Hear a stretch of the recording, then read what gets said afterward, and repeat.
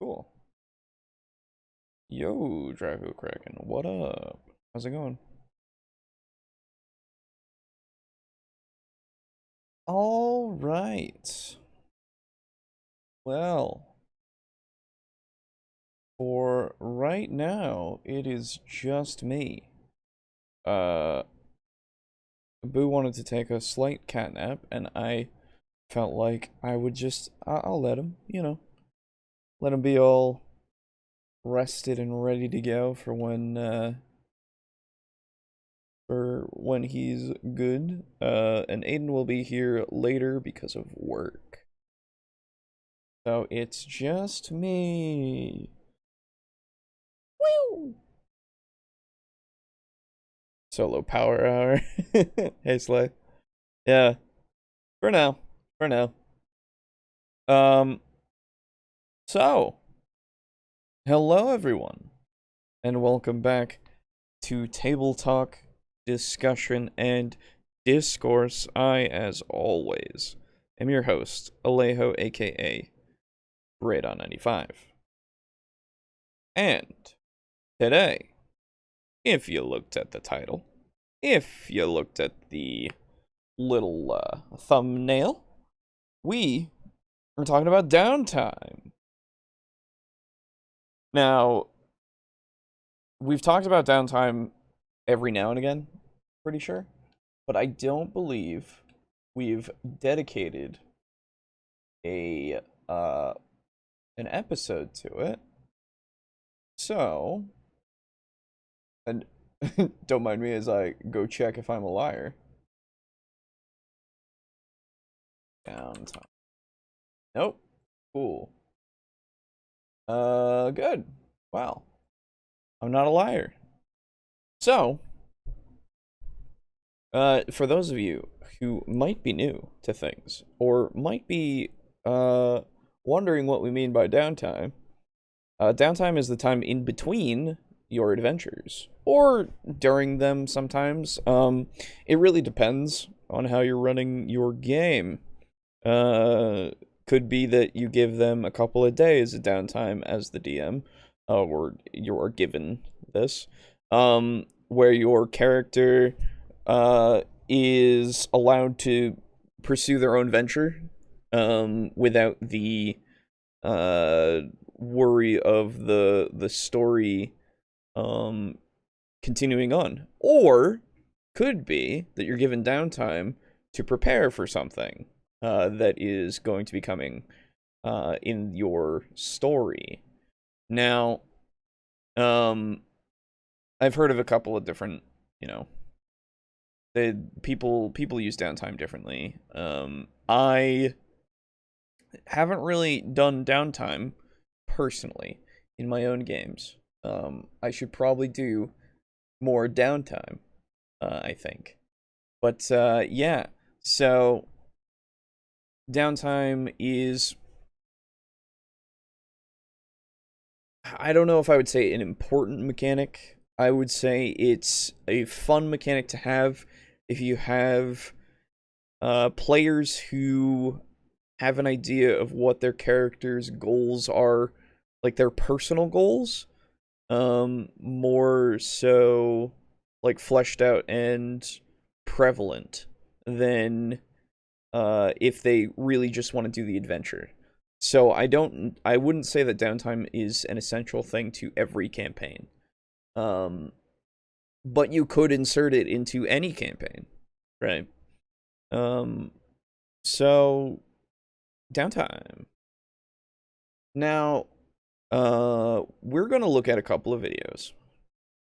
The first one is from someone that I don't think we've ever covered. Pretty sure we've never covered. Who is, what is their name? Their name is, Stream of Blood. I don't remember that. So we're gonna be we're gonna be looking at make better adventures with downtime, how to run RPG, or how to RPG, excuse me, by Stream of Blood. Haha. Ah, we'll see what they have to say. And of course, if you have any specific things about Downtime, let me know. And any questions about Downtime, of course, ask us. Ask away. Um, I found Downtime to be difficult to make use of if the players don't have a specific side goal they wish to achieve. Exactly. That's why I think it's a lot easier and a lot more useful to implement if you have players who have characters that really aren't just about the quest, whatever it is the main campaign is. If you have a character, like, let's say, I'll use my own as an example. Excuse me. Before we get to the video, I'll use my own as an example. Gimbal. Back when I was still playing Gimbal, looks like I'm back on the Monday to Friday schedule for good, so I guess I'll be heading off early again. That's okay, Lux. Well, it's good to have you around for a little while. But anyway, so for Gimbal, we didn't really necessarily have downtime in our Wednesday games when we were doing them. Not like dedicated downtime, but my boy, my sorcerer, my wild magic sorcerer boy, did not like, and I've said this before many a time, did not like the fact that he was a wild magic sorcerer. He couldn't control it. He didn't want to hurt other people. He wanted to do his traveling showman thing, you know, where he was playing his flute and being an entertainer rather than being an adventurer. That was his whole thing. And he understood, of course, that being part of the party and actually helping them with their jobs and adventures and all that was beneficial to him. And also, he was able to get them to be a part of his traveling troupe in order to play places. Wow. In order to perform at places and and make some money on the side whilst they were doing their adventures. And the pursuit of his wanting to get rid of his wild magic. He didn't want to control it. He didn't want to do anything of the sort. He just wanted to get rid of it entirely. That was how he was gonna fix his problem. And so that's what he would do when he had a spare moment. He would like talk to people about entertainment. He would talk to people about, hey, do you know anything about magic and how to suppress it or how to get rid of it? He even at one point went on a little side adventure taking care of an orphan who was very much in the same situation as him, though had yet to really grasp the severity of the wild magic that she had started to develop. And so he got her to be with the best caregiver he could find in the area, who was knowledgeable about magic and all that. So it was, and like that part wasn't a plan. It was just a circumstance that he found himself in because of who he was, right? And so, oh, and there was also another thing about the old troupe that he was a part of that he accidentally killed a member of that he was always on the run from. Whether or not they were actually chasing him, he never knew. But he wanted to make sure that they didn't know where he was all the time, right? So that's a lot of options that you can pursue, or that I could pursue, with this character during downtime, whether or not we actually had it. And I would count, like, the random side stuff as downtime in a sense. It all kind of eventually got to the point of becoming part of the main campaign, but that was how I could get myself to always be doing something, you know? And I'm not gonna, say that if you don't have that, it's bad or anything. I'm not gonna say that. That's not true at all. If you are specifically there for whatever the campaign is, and you can't really, you don't really have a character that has more than just that, that's perfectly fine. It's just one of those things where you're going to be sitting there watching something else, and that's also fine. At least for me, I like watching people play. I like watching characters interact and like what they do and the consequences of their actions. So anyway, all of this is to say, if you have a character that has personal goals as well as, all of those obligations or whatever to do the main adventure, the main campaign, that it's a lot easier to participate in downtime. And even if you don't have all of those, there are a bunch of, at least to me, a bunch of very easy things that you can do for downtime. Specifically working on a trade, right? You might have crafting of some sort. Like in 5e, you might have a proficiency in some sort of tool. You might use your time to create and sell works that you make with those kinds of tools. Or you do additional training. Now, whether or not your dungeon master actually does anything with that, in the sense of skills or whatever, that's up to them, of course. But that's another option that you can have.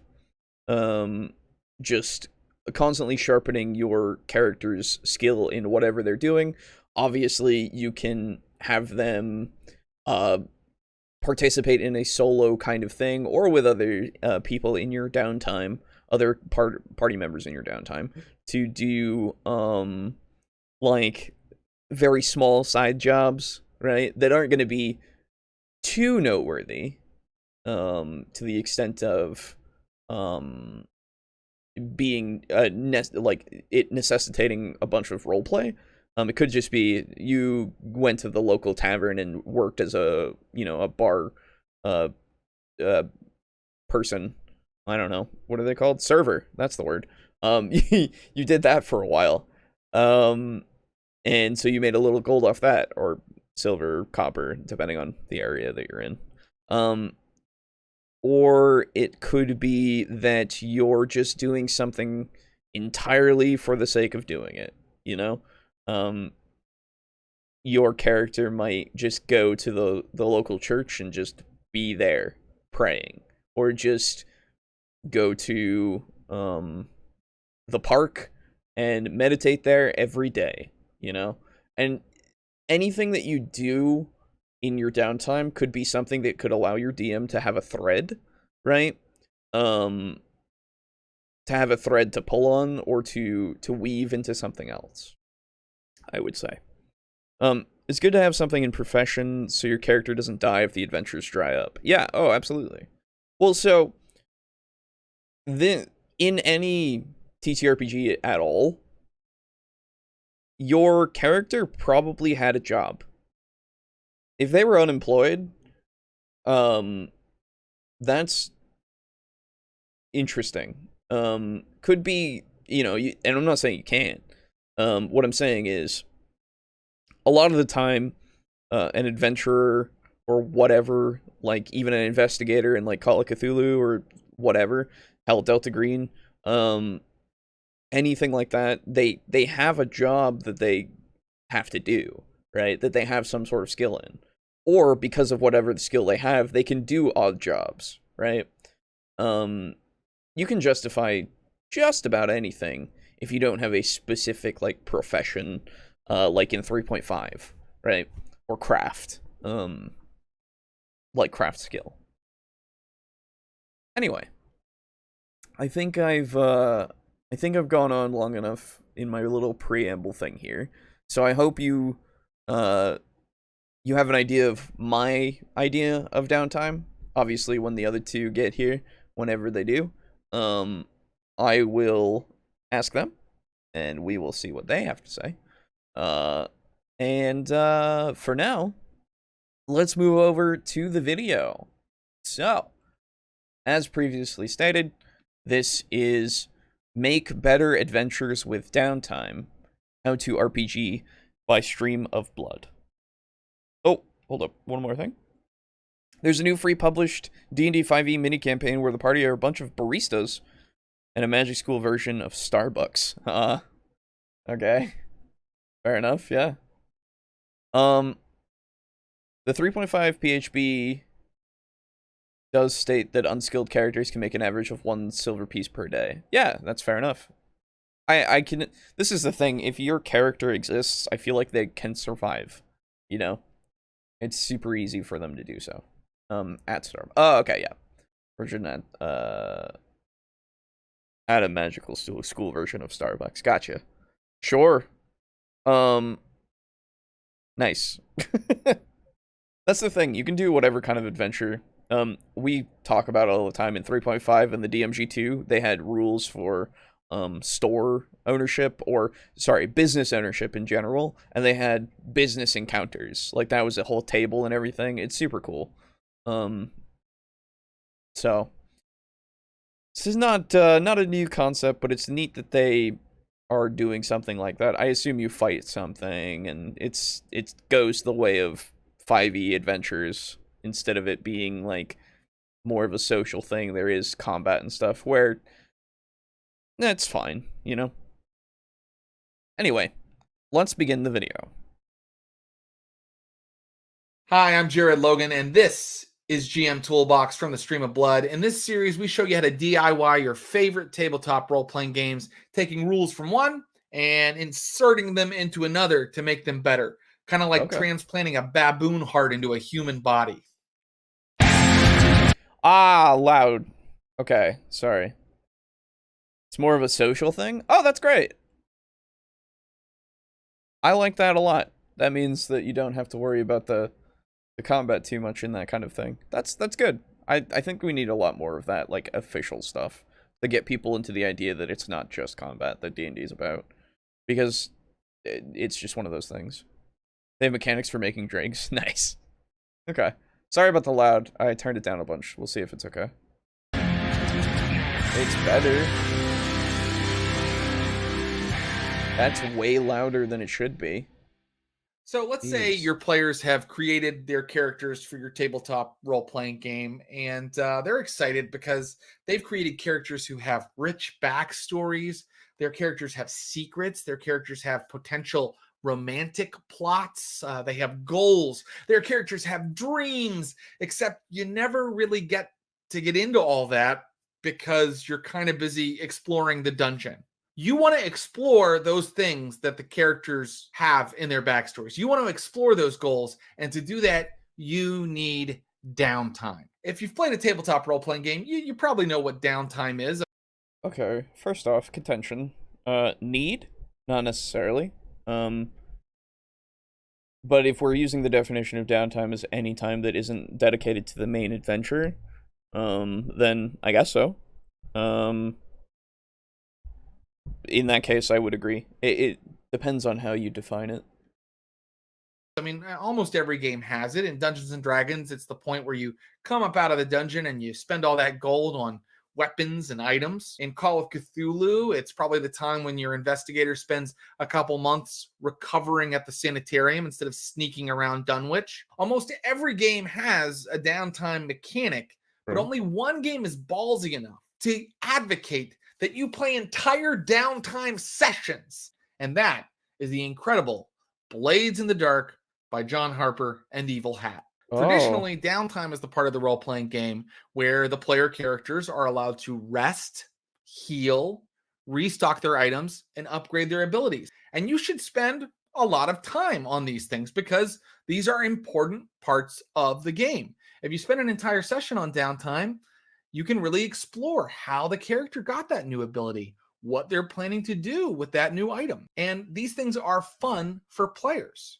Okay, so going off this, then his definition is the one that I said. I will cite for us Devils and Dice, if you have kept up with that or watched even a little bit of it.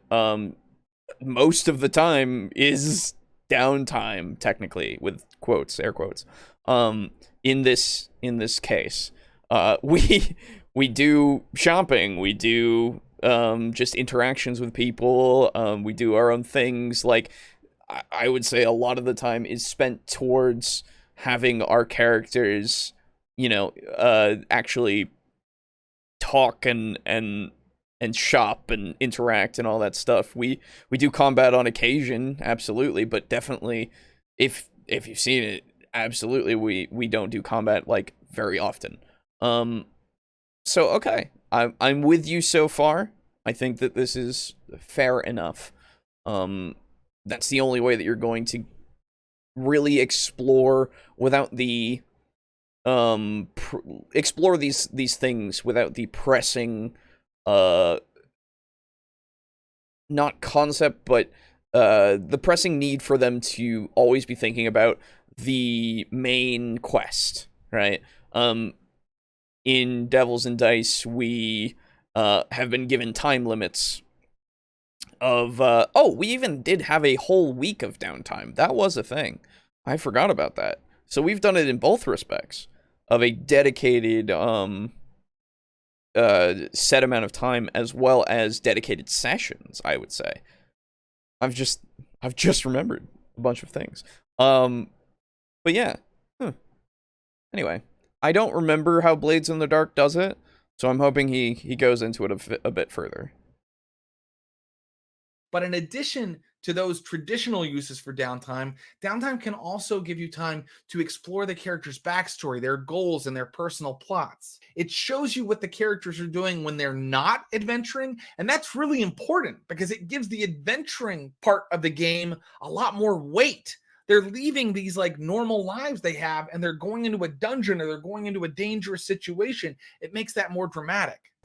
So, I would say that it's not, you can have this happen regardless of if there is downtime. Characters being able to just interact together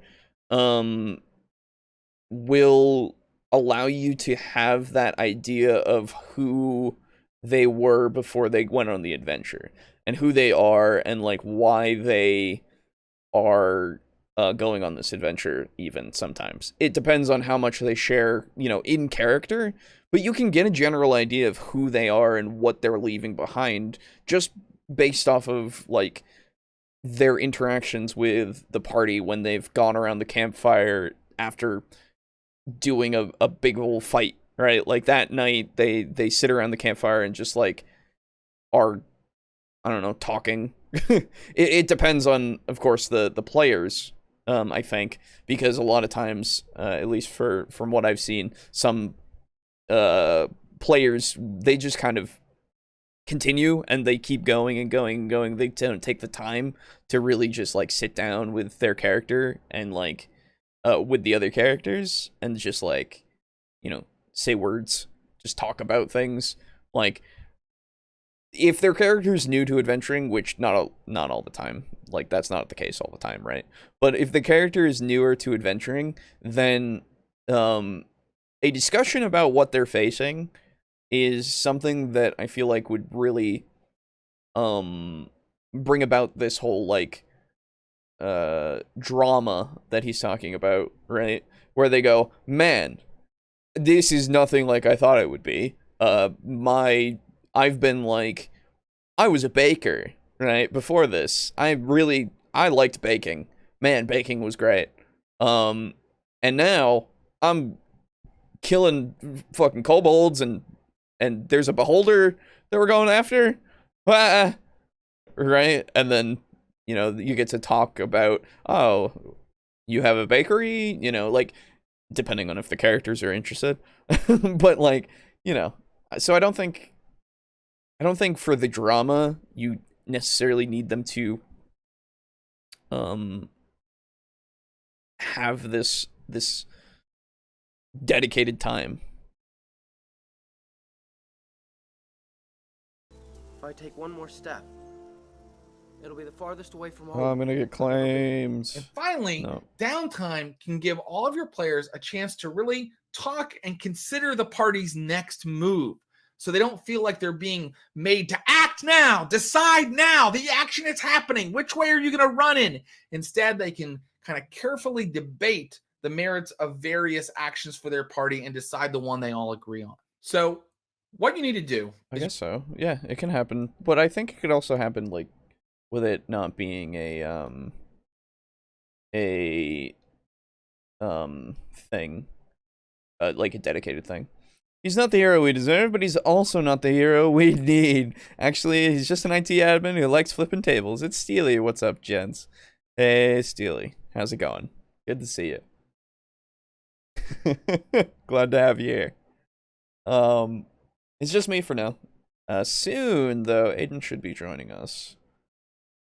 He was warming up his car at like 20 minutes ago or so. So, he'll let me know, and then we'll get him in here.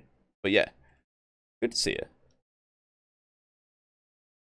you need to plan an entire session where the characters are going to do nothing but downtime stuff. And then you need to pull out your copy of Blades in the Dark. Well, where did I put it? Okay, interesting. Plan out an entire session where they do nothing but the shopping. Okay. I suppose you could. I don't know if you need to, but you could. I think the I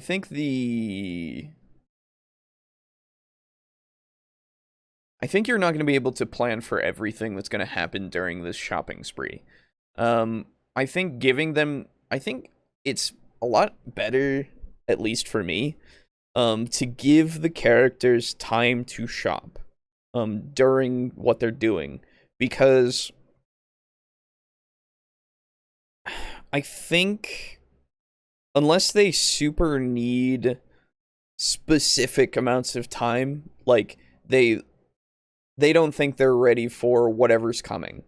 So you give them time to get ready, like, because you've kind of figured out that that based off of what they're saying, like what the players and the characters are saying, that they want to have some time to just, like, get blacksmithing goods, like, get their training done, like, all that kind of stuff. So then you can actually plan it, I guess, in that respect, but I wouldn't say you as the DM should plan out what characters are going to choose to do. Yeah, exactly, Lux. That's my kind of contention here, where if the characters don't feel like, or the players themselves don't feel like they need to do shopping or all that kind of stuff, or they really don't feel like they need to do something that isn't a part of the plot, then that feels like you're railroading them a little bit, but not in such an egregious way. You're trying to give them a chance to do something for themselves. But I think if they're really adamant on continuing to, like, follow leads and stuff, that could, I guess, be part of the downtime, but I don't see why it can't all be happening not in a dedicated, like, day of nothing, you know? I'm good. I've become a cyborg now. Got a continuous glucose monitor sensor attached to my arm, sending my blood sugar to a little receiver. 10 out of 10. Would recommend for any diabetics listening. Well, there you go.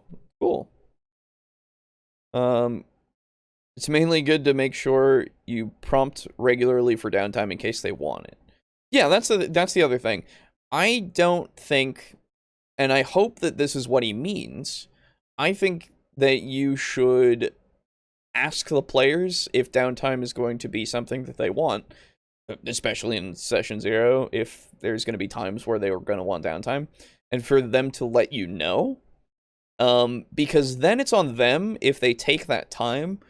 And for me personally, I like this idea of, if they take the downtime, then that means whatever's happening is going to continue to exist and continue to further whatever goals, like we'll use necromancers for the example. Whatever this necromancer is doing, they're continuing to get more and more, undead, or they're trying to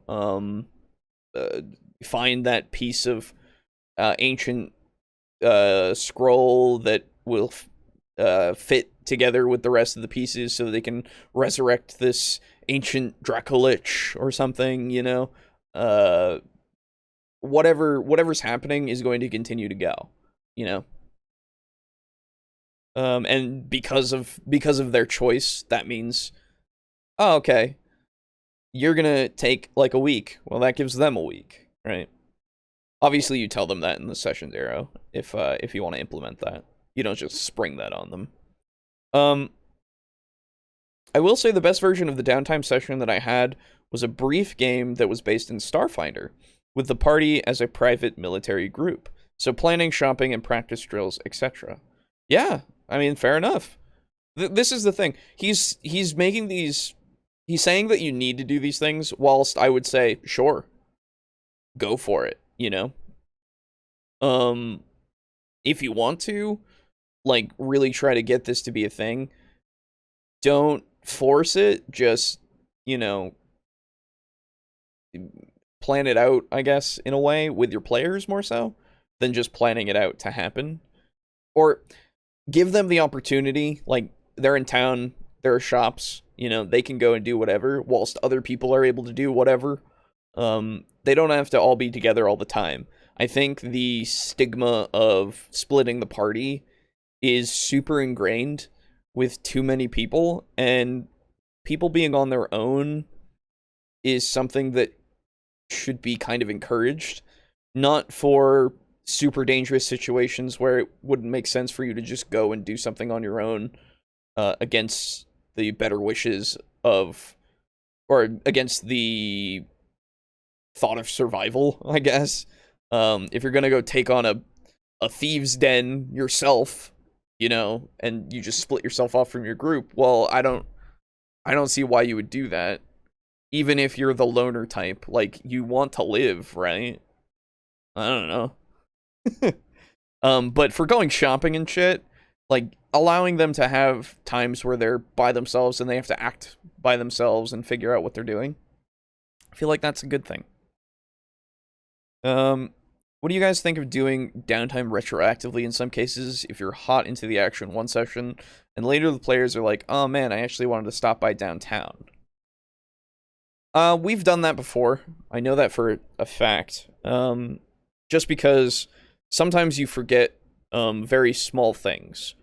So it really depends on the importance of whatever it is you're retroactively allowing.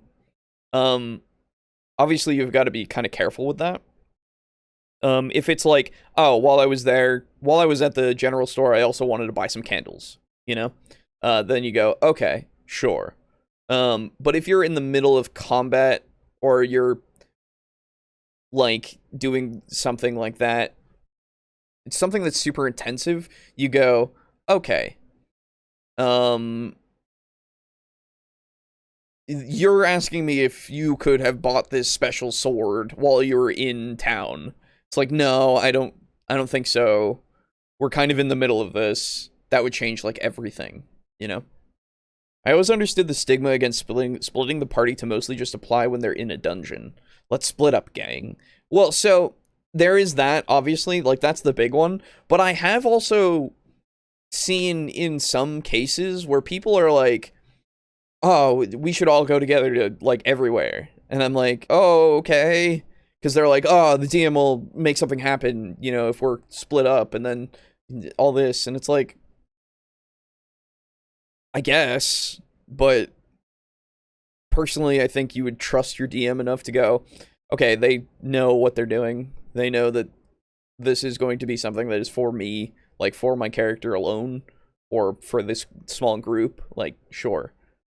And if I run into a place where it's like, this is the entire gang hideout, don't go in here. Like I give them enough warning, or I'm given enough warning, and I do it anyway. I expect to be punished accordingly. But I don't know. It's just one of those things where I don't see it as. I think the stigma is too widespread. I think it's applied to too many different things, rather than just when you're in a dangerous situation. Why don't split up unless you absolutely have to, because you want to live. Living is good. God damn it. And then pull out your copy of Blades in the Dark that you bought and carefully go through the Downtime chapter and apply all the things in Blades in the Dark to your game, whatever game you're playing. So first of all, there is payoff. Characters divvy up the rewards they got from the last adventure, deciding which money goes where and to who, which items or special benefits go to which characters. The second stage is heat. Okay, well, okay. So first stage, I don't know about you, but when loot comes into question, usually, for me at least, and for the groups that I've been in, we've gone, who needs this? Like, who could use this best? And if there's more than one person, then it's like, oh, okay. We'll figure it out, Fucking bots, get out of here. Hang on.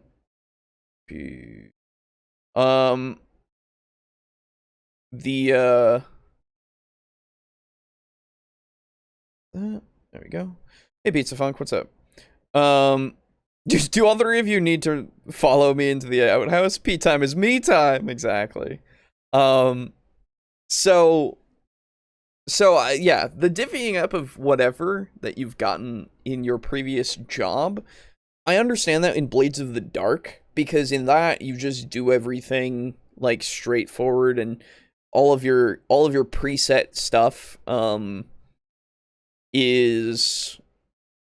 it plays out. At least that's the impression that I got from when we covered it. When we looked into it a little bit.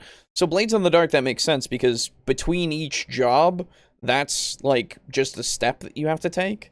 It seems like it's necessary. Whilst in the middle of any TTRPG other than that, at least, and even in that, I feel like you could do this. When you find a bunch of loot, you usually, like, you can all pick it up and divvy it out afterwards, or you can divvy out the important stuff now, or you could just divvy it all up right now, Like, it really depends on the situation. Let's see about heat. I don't know how this could apply to more than just Blades in the Dark, but I'm willing to be persuaded. Adventure, deciding which money goes where and to who, which items or special benefits go to which characters. The second stage is heat. Dracker Kraken, yes. I actually draw some contention with the go buy this book to run this mechanic. That's fair. I didn't even think of that. So yeah. I feel like I understand what he means. What he means is go support and buy Blades in the Dark because it's a cool, good game, right? Because that's the sentiment for everybody that has played Blades in the Dark or knows Blades in the Dark. That's what everyone says. And I'm like, okay, sure. I could buy it if I want to, if I look into it.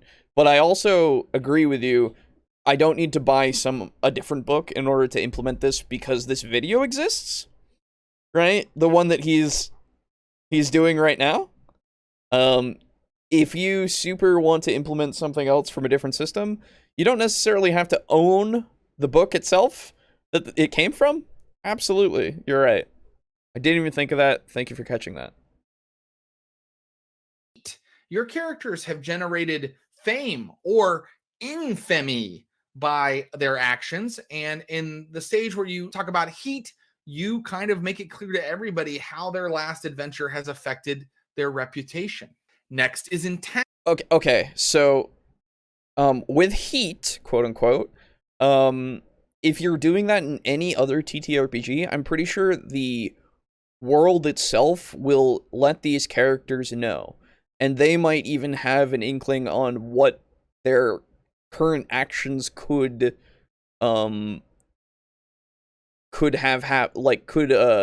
cause. I feel like this is not something that you need to dedicate time to, unless it's like you don't need to dedicate a whole day, a whole session to doing this, right? You can just make it so that they know what happens because of what they've done. Is it diegetically? Is that the word? Because that's what my brain is starting to say. Whatever. In game, like they know what's going to happen because people are going to look at them differently or talk to them differently or do actions to them that might be because of what they've done, and their explanation, whether they get it or not, is going to be there to like, or whatever. They can either infer what's going on by whatever action that they've done and these people acting accordingly, or they could ask about why it's happening, right? Like, we don't need to have the DM just like go through each of these steps, okay? These are something that the players can do, that the players can discover, and if they don't discover it, I feel like that's also fine, because somebody's going to be plotting against you maybe in the background that you won't even know until it happens, right? And as long as it makes sense, I feel like your players are going to be okay with it. So, for instance, let's say your characters in whatever TTRPG this is go and loot a vault, okay? But you can put it in whatever setting you want it, okay? They loot a vault that is owned by a head crime boss that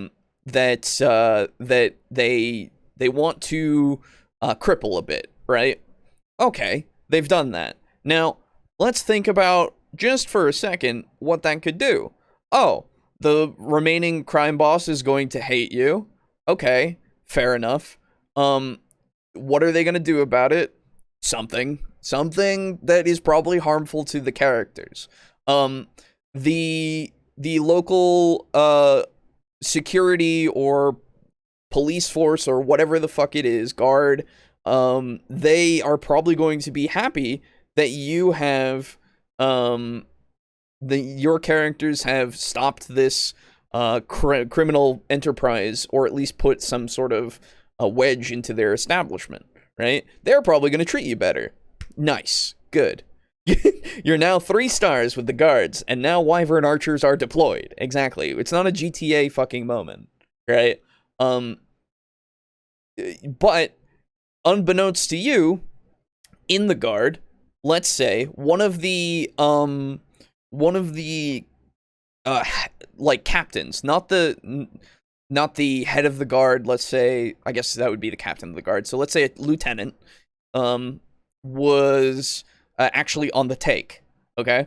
And so now they're trying to figure out whether or not how they can like frame these characters in order to make it so they look bad. And they're just doing that behind the scenes, and they act a little more coldly towards these characters, right? They have no idea, maybe. They might guess about it. They might infer a little bit, but they might not know that this is what happened because of the vault job, right? So now you have this guy that's now acting this certain way without the DM specifically going into like, oh, you're like, everybody's upset at you, or, you know, whatever they need to say, in order to get this message across, like, clearly, you know? Sorry, I got a text about chicken wings. Anyway, I guess the DM should make a point of noting to themselves how the PC's actions have affected their reputation, but it should be shown don't tell for communicating that to the players. I would agree. This is the thing. I'm not an idiot, right? I don't think anybody who's playing is an idiot and needs to be hand-fed all the information, okay? I'm pretty sure that having them be given the clues so that if they want to, they can figure out what's going on is much better and much more satisfying to them, absolutely, where like they've been paying attention to how everyone acts, right? Hell, Aiden is a fiend for notes, okay? Usually he's the party scribe. And if he notices something and he starts like questioning it and then he starts getting into it and he'll figure out that these people are acting this way for this reason because what we did, 2 days ago and they had some kind of relation. I feel like that would be incredibly fun for him to figure out. It would be fun for me to figure out, I guess it depends on the person, but I also think that everyone should be given this respect and view that they are like intelligent and able to understand what's going on and that actions have consequences, right? And that people will act certain ways because of those things. Yeah, anyway. And then you don't need somebody to just go, this person doesn't like you. And I guess, to be fair, what I'll say is that's not necessarily what he's saying specifically, but it's what's implied from this whole using this other system, at least in my book. Because in Blades in the Dark, it seems like you need to know this stuff in order to understand that going to different places is going to be harder for you, because that's just baked into the game, right? Whereas in something like D&D or something like Pathfinder, I feel like everything that's happening in the world is something that you experience and that you're able to really just talk about and understand by observing, right? One thing you can do in TTRPGs more easily than video games is to have reputation vary even within a faction, because news travels unevenly and may even suffer from the operator effect. Absolutely. Absolutely. It's not Fallout New Vegas where everybody loves you when you kill the powder gangers, right? In not sunny, Good Springs, something like that. Anyway, it's my brain not remembering things. But yeah, absolutely. Like, it becomes a lot more complex than just saying this faction doesn't like you, this faction likes you. There might be people inside of the faction that doesn't like your group, that want to desert or want to inform or all that kind of stuff. Like, there's so much intricacy that you can have. Characters can even hear someone talking about their own crimes against the faction from an NPC who doesn't know it was them who did it. Yeah, absolutely, that too. Good Springs, yeah. Okay, cool. My gamer cred is valid still. Anyway, let's see what's going on here. Entanglements. Your characters don't exist in a vacuum. They exist in a game world that you've created with all kinds of non-player characters who have opinions and their own goals, and your characters' goals have affected their goals. How do the player's enemies retaliate? And finally, I feel like that's part of the previous point, so I won't go into it more. Downtime activities. This is my favorite one, and it's so important. This is the part of the game where the player... Wait, I thought this was all downtime. What is this? What? Characters get to choose the things that they want to do, the goals they want to pursue, the projects they want to try to bring to fruition. And a little side note to all of this is that downtime is a great session to run when you have no session planned. You had an adventure last session, it concluded, and you've been busy this week. Downtime is a great way to take the game because it's player motivated, it's player generated, and you don't have to come up with all the ideas that session. Okay. Fair enough. Good for you. Wait. Okay. Having a specific time for your players to pursue their things is fine. Nothing wrong with that. If you want to have a whole session where that is the way that it goes, do what you want. That's fine. To me, and to my brain, I would rather have my characters take care of things in character, in the world, and allow them to pursue these things naturally. This feels kind of forced. This feels kind of not necessarily contrived, but in a way kind of contrived. Where we're now given this moment of, hey, fucker, do your thing. Do it. It's time for you to pursue your other things that you want. And I'm like, I would rather, and I've given my example of Gimbal. He would do these things during the adventure just because that was his goal for a long time, of just what he would do, whenever he got to a different town. He would ask about things, he would play for stages, he would entertain, all that kind of stuff. You just let them do it. If they have, this is the thing, if the characters and the players just don't do the adventure for a session because that's what they're doing, let them do it, you don't need to designate this is the time where you're allowed to now do your downtime stuff. I feel like it's just something that's going to happen where nothing is going to happen, right?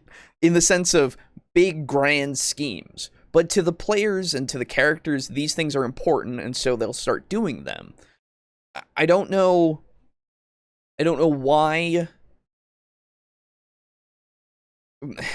We don't need to dedicate this, We can just say, okay, this is what's happening. I'm fine with just rolling with this. Some of you are going out to go and spy on the local crime syndicate. You're trying to infiltrate it slightly and try to get information. Sure. The other ones, you're just doing your shopping and stuff. Great. Absolutely. Oh, and you guys after that, you want to do shopping? Great, let's do it. And now we're doing shopping for the rest of the day because and we found an NPC we want to talk to who's really funny or just interesting in general, and we want to get to know them.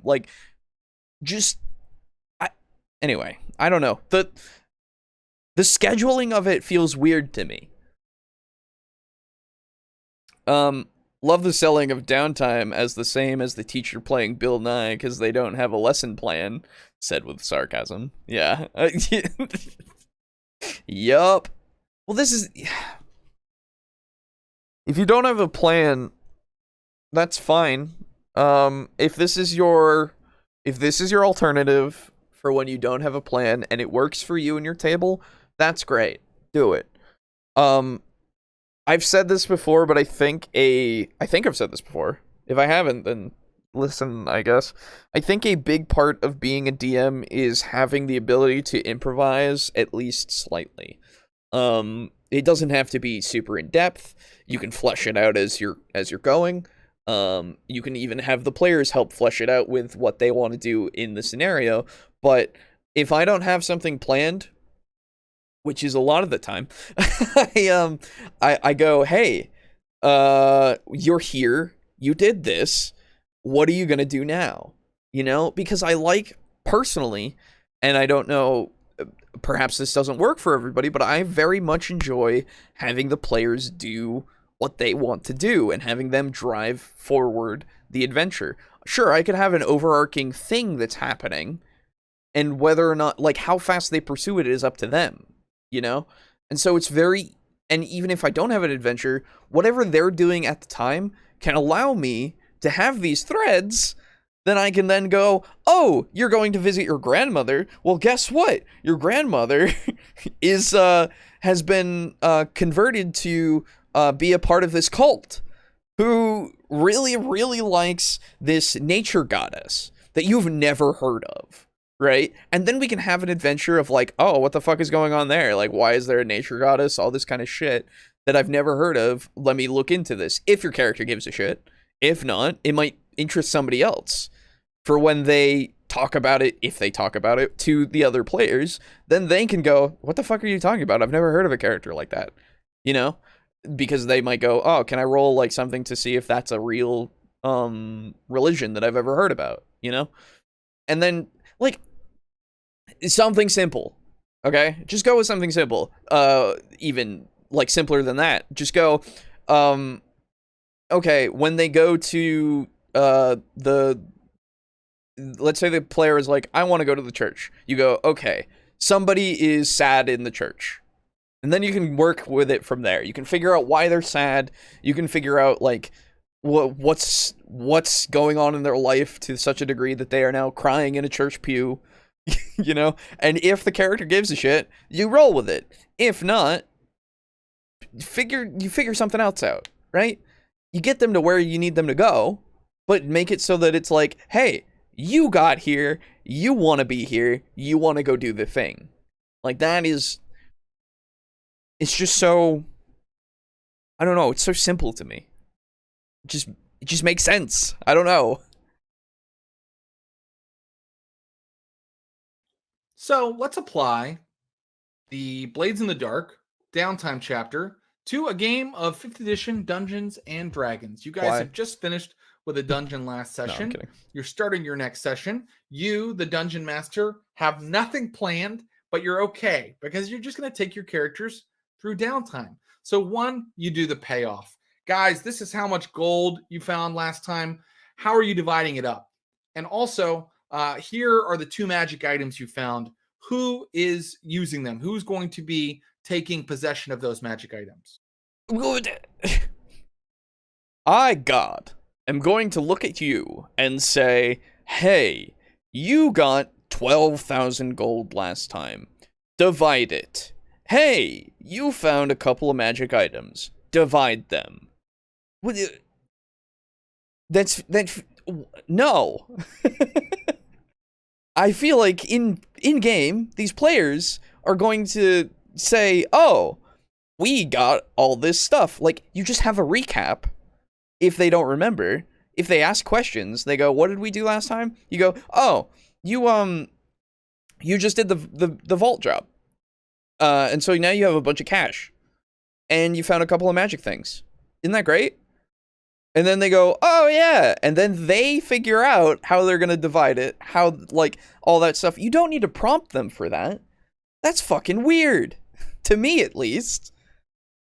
just let them figure it out. I don't know. Then you do heat. What decision? And yes, Draco Kraken, yes. It feels so video gamey.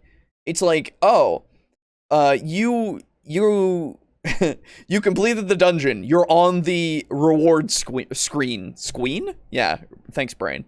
You're on the rewards screen. How do you proceed? Who gets what?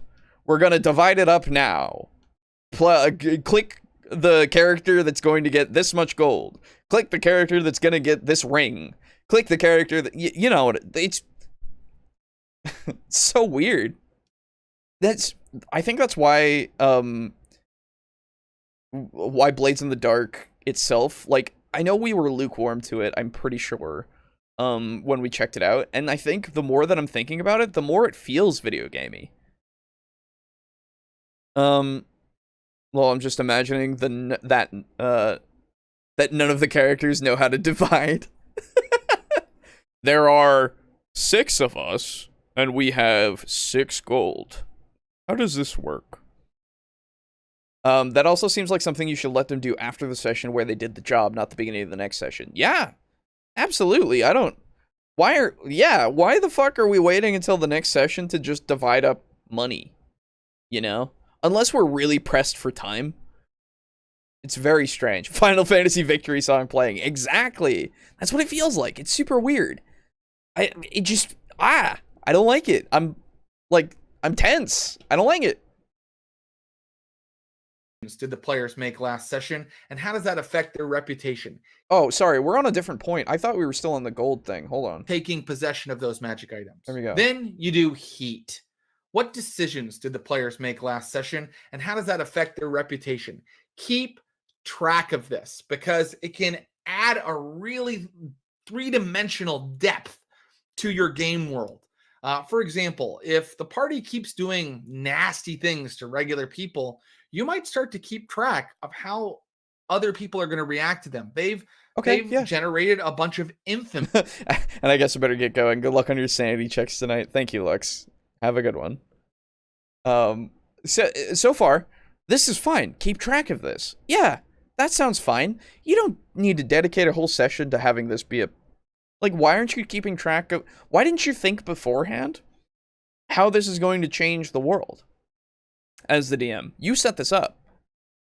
You made this encounter, you made whatever this adventure is, like, happen, and you were there through the playing of this whatever.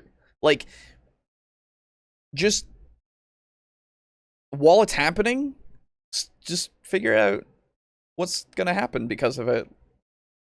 Like, you probably had an idea beforehand. You don't need to dedicate the next session where you didn't even think of anything to go, I'm just gonna take some notes here. You guys, you're dividing gold. Like, what? What are we doing? What's going on here? Me. And even though your bard has a really high charisma score, he might not be able to succeed on that deceive roll against the barkeep because the barkeep is aware of the party and their reputation. So you might say, hey, you guys, you've killed a lot of peasants and people in this town, and you set fire to buildings, and people have heard of you, and you now disadvantage on that deceive roll against the bartender. Oh, dude.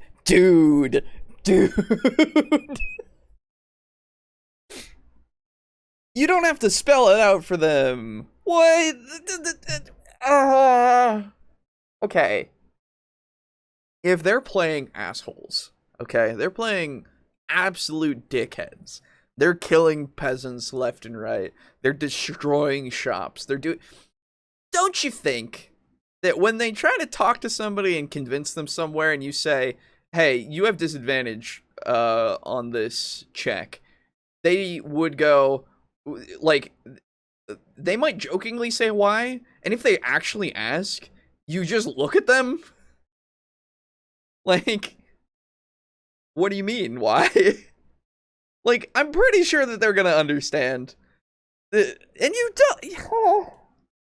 I guess during that moment, if the question is asked, no, why would I need to explain that they have killed many peasants? Maybe at that point, after the disadvantage roll of their deception or their persuasion or whatever, then you have them go, they go, why is he being like this? And you go, roll a sense motive or insight or whatever, and then if they succeed, then you go, he's obviously, like, looking at the blood on your hands, you know, like, you see him tense, you see that he is very angry with you, like, you give them the clues, you don't give them the fucking, like, I don't know. Whoa, hey, that was the other mercenaries. This happens all the time because we kind of look alike, but we're not those. Those guys are assholes. Exactly. That's how you do the deception check. Now that I think of it, the heat section of this would be important in something like a Ravnica game, because guild rep is a spendable resource. Sure. That's fine. Well, this is the thing. Even with Ravnica, I don't think we need to worry about... I think what we do is we just keep track of this. They're going to attain some sort of rep because of whatever job they're doing anyway. If they succeed, if they do above what was asked, if they do, like, less than what was asked, you know, but they succeed, like, I assume that will be something that they can, that, like, you'll keep track of and you will know and you'll be able to make as a call during the game, right? We don't need it to be spelled out. I don't know. I think the players have more intelligence than that. I really do. Next, Entanglements. And I recommend doing this just the way that Blades in the Dark does it. They come up with a little table that you roll on. For Dungeons and Dragons, maybe you make a D4 table. The entanglements will show how different groups in your game world are reacting to the PCs and interacting with them after they go on each adventure. So for our D4 standard Dungeons and Dragons world, maybe the first entry is that the Goblin clans unite to retaliate against the players. They put a price on the players' heads. Maybe the second entry is that Baron Banbridge has heard of their noble deeds and wishes to marry his daughter to one of the players. Maybe the third entry is that the Thieves Guild has heard that the player characters have built up a large sum of gold, and the Thieves Guild is thinking that they would very much like to get their fingers on that money. And finally, maybe there's a new quest hook. The priests of Ilmater have heard of the players' great deeds and begged them to come and clear their shrine of monsters. They all sound like quest hooks, first off. Second off, they seem very specific to situations, so why not just figure out what they're going to do in retaliation? If you want a table, and you want to roll on the table, by all means. Again, do whatever you want. If it works for you, absolutely, go for it. But if if this had nothing to do with goblins, you know, I assume what he's saying is just make one that works for whatever scenario you're doing. In which case, I would say, why even make one at all? Just figure out what's gonna happen beforehand, I guess, with retaliations and such, and you can tweak it however you need to. You don't need to be super specific. You can fine-tune it after the fact. Roll, and you get new story hooks. You get potentially the next adventure if that's what the characters decide to do. And you've generated more story while simultaneously making the world feel three-dimensional, like it reacts to how the players play the game. Finally, downtime activities. This is where the players choose their activities and plots and goals that they want to pursue while they're having downtime. And you could run this just like you run it in Blades in the Dark. It's a game. There's a limited amount of time. Each of you get 2 downtime activities to engage in. If you spend a little coin, just like in Blades in the Dark, maybe you can get a 3rd or 4th downtime activity. And the activities are the things that they would do in town while they are outside of the dungeon. They might rest, recover, heal their wounds. If they have a magical disease or some kind of a madness that they've earned in the dungeon, they can cure that. They can also spend their gold, shop for items. Let them take time with that. Players enjoy that so much. Allow them to have a little shopping trip. And with a downtime session, you can give it the time and the... You even have a fucking watermark here for this still image that you... Come on, man. Okay. Yeah, you can do this if you want. Go for it. I'm sure players do like being able to do these things. Absolutely, I will agree. You don't, if you're going to give them days at a time, you can, like, the actions thing, if this is how you want to limit their ability to do things, then go for it. If it makes sense for them to be able to do these 3 or 4 things, I don't see why they would need to spend more money in order to do them. If you are doing a thing to heal, if you're using regular, as you said, standard D&D, you heal after you fucking sleep. Is he getting kickback for each time he says Blades in the Dark? Dude, I don't know. Again, we've said it before, and I will advocate it absolutely. Take whatever system you like and put it into whatever game you're playing. Absolutely. Fucking cannibalize that shit and stuff it into things. Do it, right? I'm waiting for this to be this video. This video is sponsored by Blades in the Dark. That would be hilarious. But yeah, do whatever the fuck you want with whatever systems. If you like them, throw them in. Do it. Absolutely. But when you're saying, and quite literally, that this itself will make adventures better, because I agree that downtime can be very valuable and very much help with adventures, but man,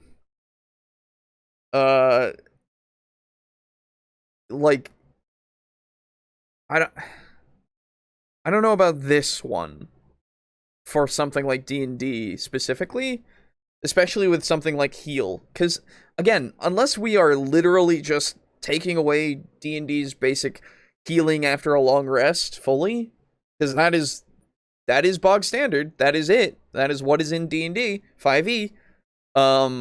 Then like why would I use this?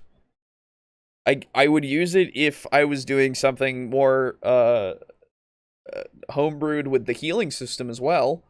Um anyway, attention that it deserves. Then there's also the reduce heat action in Blades in the Dark. Well, in Dungeons and Dragons, we're not criminals. We probably don't need to reduce heat, but we could have some sort of downtime activity called Gain Renown, which allows you to improve your reputation. Remember that barkeep I mentioned, where the bard has disadvantage on his rolls to deceive him because you've created a bad reputation for yourself? A gaining renown would allow them to fix that reputation by going and carousing in the tavern and telling, stories of their noble, brave deeds. And finally, there's oh, okay. With your example that you've made, you've killed a bunch of peasants, and so you go in and you just say that you did good things, and then everybody's happy with you. Obviously, these seem like things that you would have rolls for, and in Blades in the Dark, he hasn't mentioned if you roll for these at all. I have no idea. I've not played Blades in the Dark. I've looked at it one time. So really, further explanation is needed, and clarification is needed if you're going to be proposing this to me, because right off the bat I go, they just do a thing and they're better for the town? No. If you really killed a bunch of peasants and then went into a town and you said, I want to try to in D&D we're not criminals, looks side to side nervously. Exactly. If you really wanted to raise your reputation in a town that you've just killed fucking people in, like, openly, and people know about it, it would take a lot. It would take a lot for you to actually, like, redeem yourself with that town, but I don't know if I would even allow it, because at that point, like, why are people gonna even listen to you or let you even try? I keep getting reminded of Shadowrun. Like, the players in Shadowrun could case future job sites, research clients, get face changes after they get seen, and acquire alibis during downtime. So, yeah, that's fine. This is the other thing, though. Even with Shadowrun, you can do that in-game, right? Like, in the story, quote-unquote. Not necessarily just in downtime. I understand having these things be specifically for those kinds of moments, but we've even gone over with him and his definition of any time that you're not just doing something straight and important to the plot, quote unquote plot, the main campaign, the main quest, whatever it is, that's downtime. You know? All right.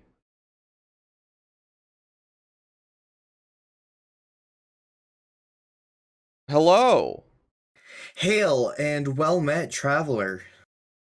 Hey. Hello. How are you? Yeah,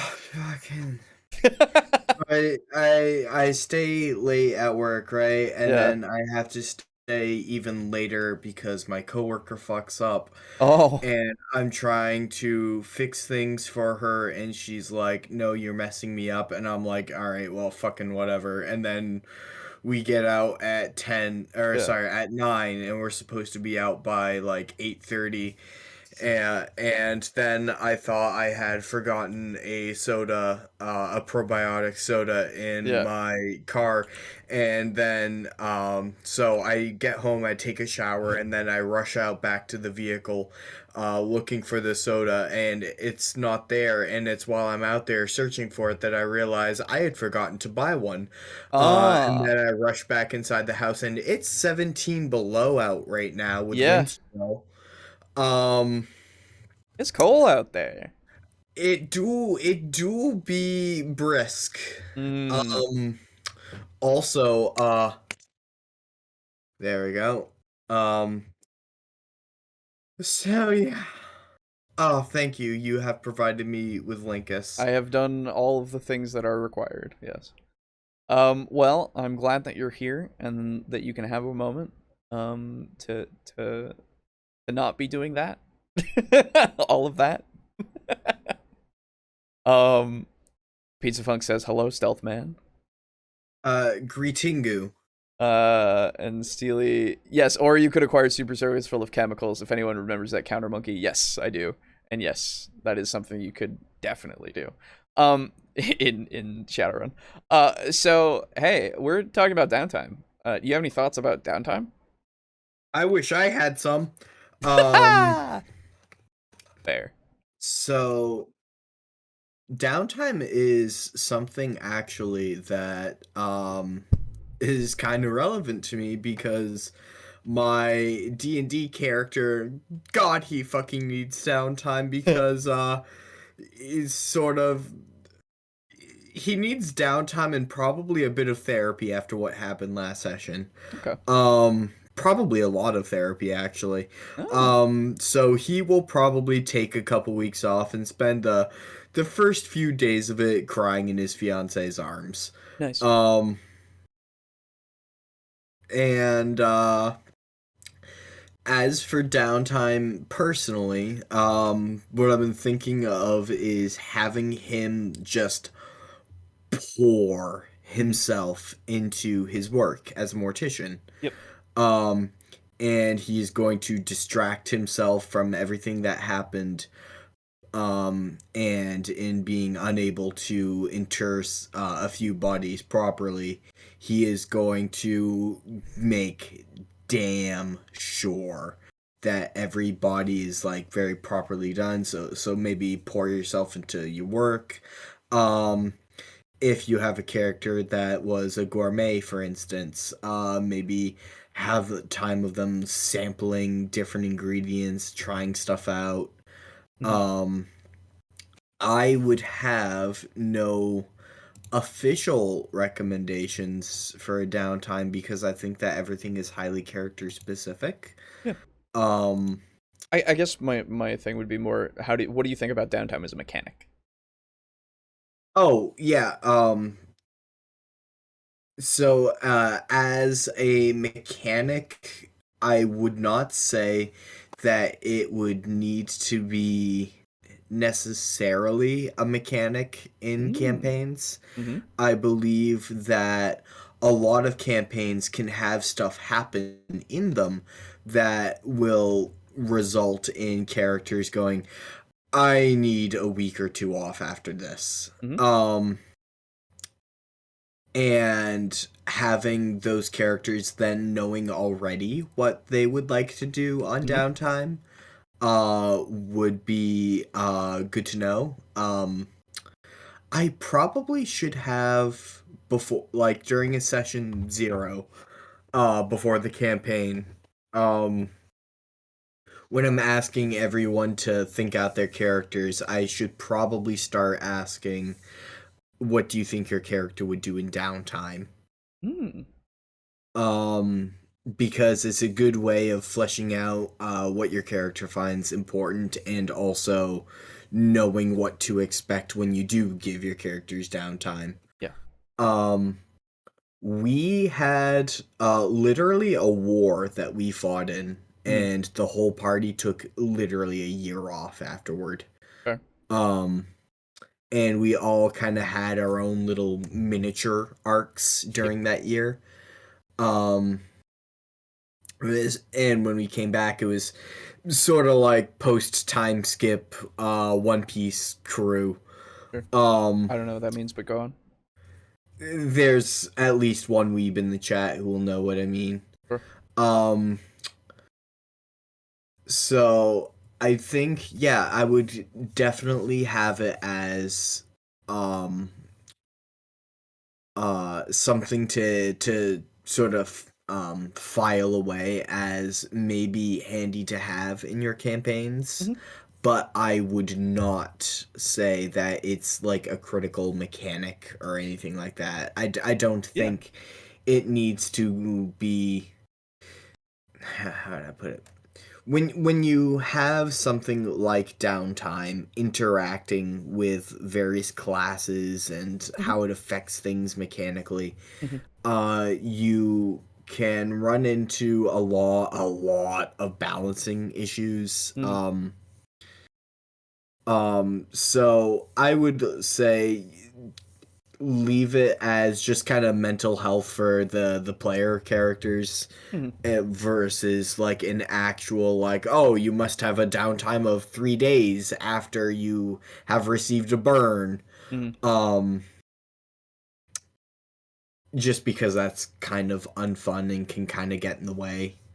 So you would It say, can make things more realistic, certainly. Mhm. And if you derive your fun from a sense of realism, that can certainly have its place in some campaigns. Mhm. But I would find it necessary to say, all right, this is going to be a more realistic campaign. If you get a burn, you need to take 3 days off. Mhm. Um, I think that those expectations should be set up ahead of time. I would agree. So you would say that forcing, or sorry, having a set downtime that you schedule as something that you do, um, as a session, a whole session. Mhm. How would you like? That is all that you do. That can be a very fun little mini arc idea Mhm. for the DM. Sure. Example being, my characters were taking some downtime in one of my campaigns, and I threw a little mini arc that their little bird that they had adopted into the party was trying to break into a candy shop. Mhm. Um, you can also have that was just because I kind of felt like doing a heist, Mhm. and everyone was kind of down for it. But you can have sessions that are spent doing literally nothing but shopping and going to a restaurant, Yep. and legit, that's how a lot of our sessions go. Mhm. Kind of like in general. Mhm. Like we spent most of last session before the emotional trauma hit. Mhm. Um, we spent it going to someone's house and finding out they were a chef slash barista who was like it was an undead, and Mhm. he was like, I don't have taste buds, and no one, like, in all the houses around me are undead too, Mhm. who don't have taste buds and don't need to eat, so I don't get to practice that often on like living people. Um, but I've been cooking for a few thousand years. Uh, Please try my stuff. And we tried his stuff, and it was delicious. And then Nice. we found out that there was a bar that was owned by a lich and a psychopomp, and my character went, take us there. Right. And we went there, and we had a very lovely house special drink. So, my distinction here that I would love to make is that that sounds like it was a naturally occurring thing that happened during your session and not something that was more scheduled. Um, that was something that you just did, right? That one was. Yeah. But there are plenty of instances, of course, where you have times where after a certain thing has happened that you Oh, yes. oh yeah, fair enough. So Typically, after every adventure, mhm. we spend generally around 3 sessions that are devoted to gearing up and just kind of taking a bit of downtime and Okay, kitting ourselves out. interesting. So so in that frame of mind, then would you say that having your DM tell you that, let's say, for instance, you've done a job that you have gotten a bunch of gold from. That was the Okay. last session. You Okay. got a bunch of gold, you got a bunch of magic items, okay? Yep. Session starts the next time, and your DM goes, okay, divide those up. How do you feel about that? Is he telling me to divide the loot that everyone got among the party? Yes, he's telling you that you should divide those up, and the magic items, that you should divide those up. Now, that is what you should be doing. Perfectly fine. It's not a single person's loot. It's everyone's loot. But my point here is that he is just telling you to do that first off. Like, that is what you're doing now. I would have thought it would have been done as soon as we got the loot. Oh, okay. Okay. But you know, there are some times when you go, you're like, you've already run 15 minutes over, and you go and you kill the dragon. Yay, congrats, good for you. We will worry about who gets what loot next week, or I will send you a PDF and you all can bicker back and forth as to who gets what, I guess. Right. I don't think there's anything inherently wrong with, at the beginning of a session, say, all right, you guys get this, now decide. So here's my thing. This video, he is saying that we should use downtime as is done in Blades in the Dark. Now, the way that it works is you have your payout, your heat, then your entanglement, and then your last one is downtime activities. And I'll explain each as we go. The first one being payout, where you have specifically said that this is what is happening in the beginning of the session. Now, my first thought is, I don't think that the DM needs to tell me that I need to divide loot. I feel like that's something that the players themselves should be able to decide themselves, besides if they are reminded through a recap, or just if they have a question of, what did we do last time, if they don't remember. I feel like that's enough prompting to get them to start thinking about money, to start thinking about magic items, to start thinking about everything that you've got. If you need another list of what you got, obviously the DM can provide. Though I don't think that the DM is necessarily the one that needs to initiate that right off the bat. Yeah, I don't think the DM should have to tell players that they have to divide their loot, given that their players are ostensibly older than 4 years old. Thank you. Okay. That's where I'm at, yes. Because everyone is going to want a piece of the pie. Yes. And they're gonna want to get their sticky little fingers on the piece of the pie as quickly as possible. Okay. So as soon as you do the equivalent of throwing a roast pork loin onto the table, the batch of hungry piranhas, players, should all start ripping off mouthfuls. Okay. We're on the same page. All right. Second thing, heat.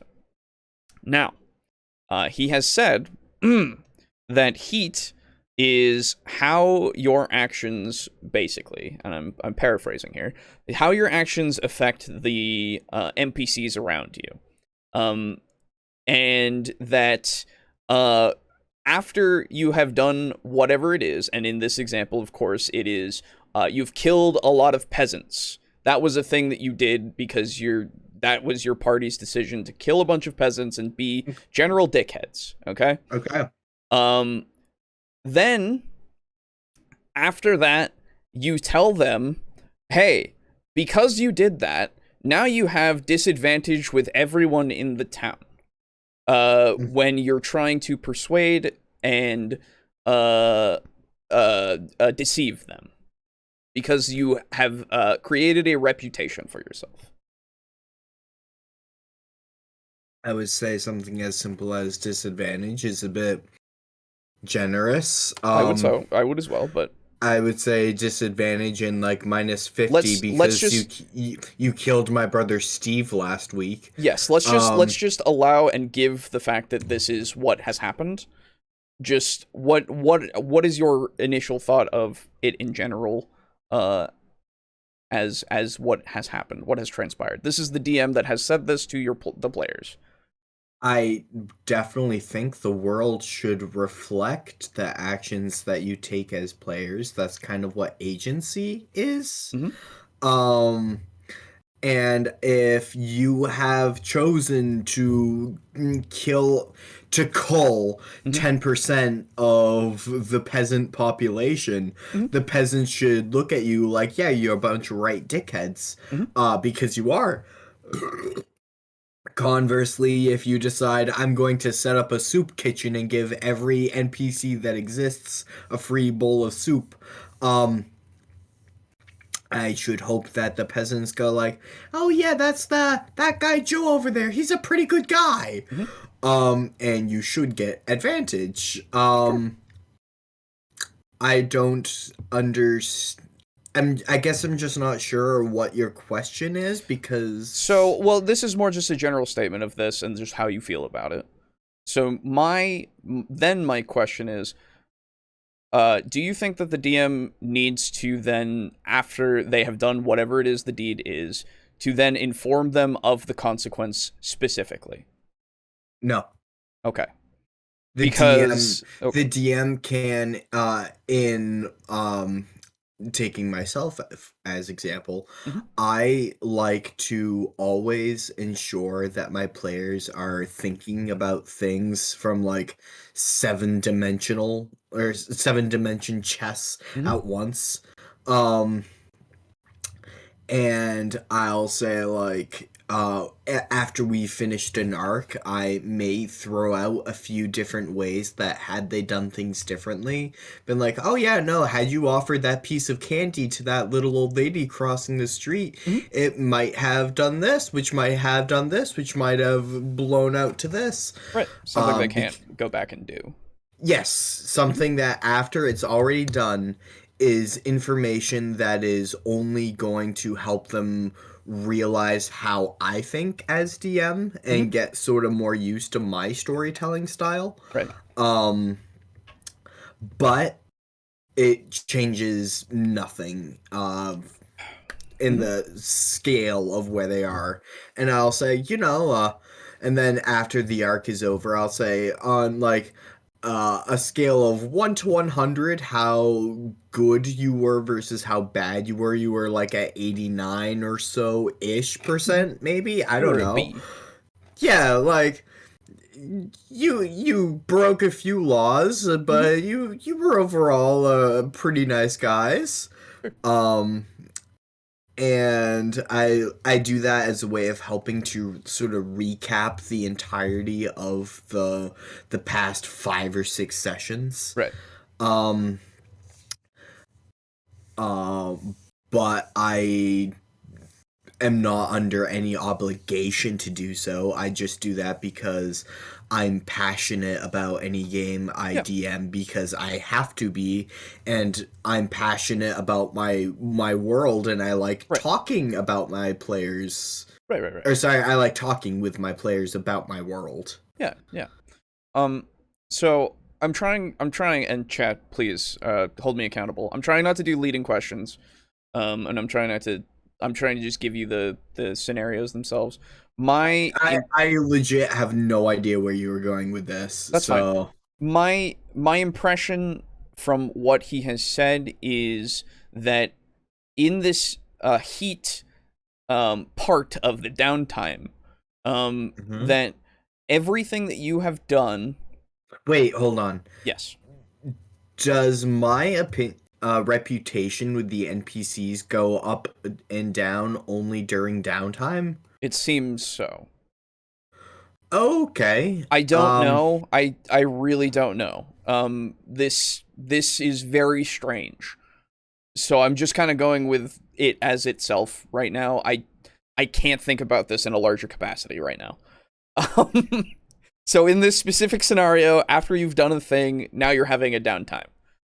That's just what's happening. All right, I am doing me a downtime. Yes. So from what I gather, with this heat thing, after you have completed the deed, let's again go with the peasant killing.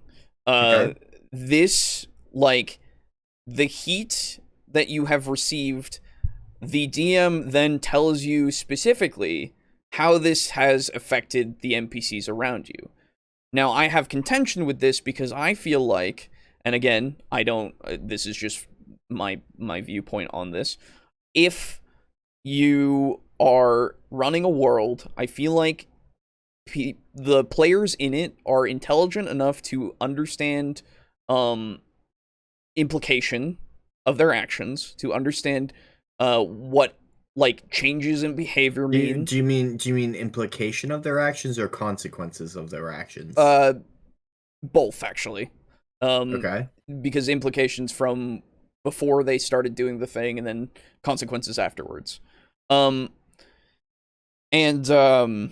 That you don't need to outright say everything about what has been affected, because you can just show that. Minor contention about that. Okay. Because at the very least in the campaign that I'm currently in, there was a character who was kind of dickish to them. Sure. Or the campaign I'm DMing, rather. And they're like, why was that guy such a dick? And I'm like, I don't know, because you fucking stole from his brother yesterday. Mm-hmm. And they're like, oh, right. And that was like 2 months ago in real time. Well, so that's fine. And yeah, again, I was willing to give them the pass. I'm like, dude, that was literally like 2 days ago in game and 2 months ago in real life. Yeah. I realize, like, you may have forgotten, we had literally a 6 week gap in between two of our sessions recently. You forgot it happened. I get that. No worries. Right. That's totally fair. So saying, like, yeah, of course he hates you because you did this can, like I said, help to recap the entire arc. Sure. That being said, I'm going to give my personal take on this whole storytelling style that you've given so far. I'm not done with my initial point. You'll please. Oh no, I insist. So you can show the changes in behavior, but with D&D itself, the intricacy of, like, how people react can be completely different person to person, depending on how you do this. Like, if you do it as all of the faction likes you more, or whatever it is, after you've done a thing, that's fine. Do it if you want to. That makes it simple. But you can also have people inside of that faction who don't know exactly what you've done, or they've heard that something's happened and they don't know that it was you, or you have people that are trying to get out of that faction and don't like you because of it, and you have conspiracy because of that. And so you can then also have these kinds of intricacies of consequences that they didn't foresee coming to fruition because of their actions. And it's just one of those things where I don't feel like I need to, or that you should need to explain exactly what the consequence is, where if you're talking to the local barkeep, as is the example that is provided later, the local barkeep who is in the town, who knows that you have murdered a bunch of peasants, you don't need to specifically say, you get disadvantage because you killed all of those peasants, right? Unless somebody has asked the question, in which case I go, well, maybe you could roll an insight to see if you can figure out why he's not so happy with you. And if it's been, as now you've given the example of 2 months since the last time, I then would then go, okay, well, it's been 2 months. I don't know if you remember, but you killed a bunch of peasants the other day that that in town, right? Like that was a thing.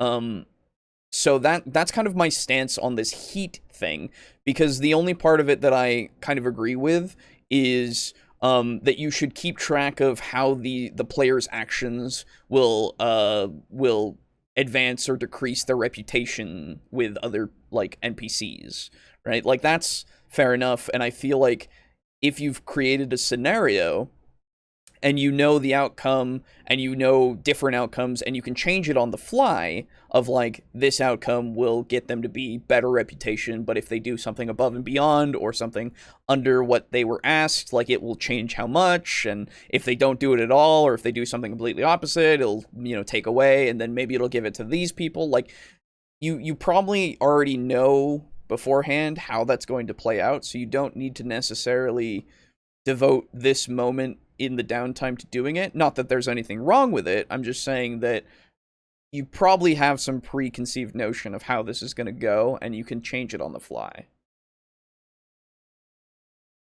So, first off, yes, I agree with what you said. Like, no contentions or anything. Mm-hmm. Except for when you said that you like had a few contentions with the storytelling style. The storytelling style of like, oh, because of telling the players straight up, oh, because you did this, this happens. Saying that the players should be intelligent enough to figure it out. Yes, that's how I feel. I don't think it's necessarily and inherently a bad thing. I just don't see why it would be entirely something that you need to do. Because this is saying that this is like this would be the way that you do it to make it better. So I am of the mind that this is just another storytelling style. Yeah, And absolutely. while it is not my own, nor would I be a fan of it were it to happen to me. Like if I were in a campaign where this were the norm, I would be kind of sitting in there in my chair like, oh, dude, yeah, I know. Yes, of course they're not happy I killed peasants. Yep. But I cannot discredit it as being any more or less valid than my own storytelling style. So I feel wrong having contentions. Okay. So first off, I wouldn't say that, and I've said this multiple times throughout this, of if that's how you want to do it, that's fine. Okay. So, if I didn't say that before when I was saying all this to you, then that's on me. But my contention is just because I don't think that it's better as a style in terms of anything else, right? Yeah. Like that's why because this is literally the title of this video is Make Better Adventures with Downtime, and this is specifically in reference to this mechanic that you should be employing that will make it better. Okay? And of which I say it could, right? Sure, if that works for you, absolutely. But I'm just having this contention because with a definitive statement of this will make something better, I don't think so. I think it really varies. Yeah. And that's been my point overall. So there is one advantage that you would run into definitely, which is that a lot of players in my experience, no offense to if any of my players are listening, but y'all are kind of dumb.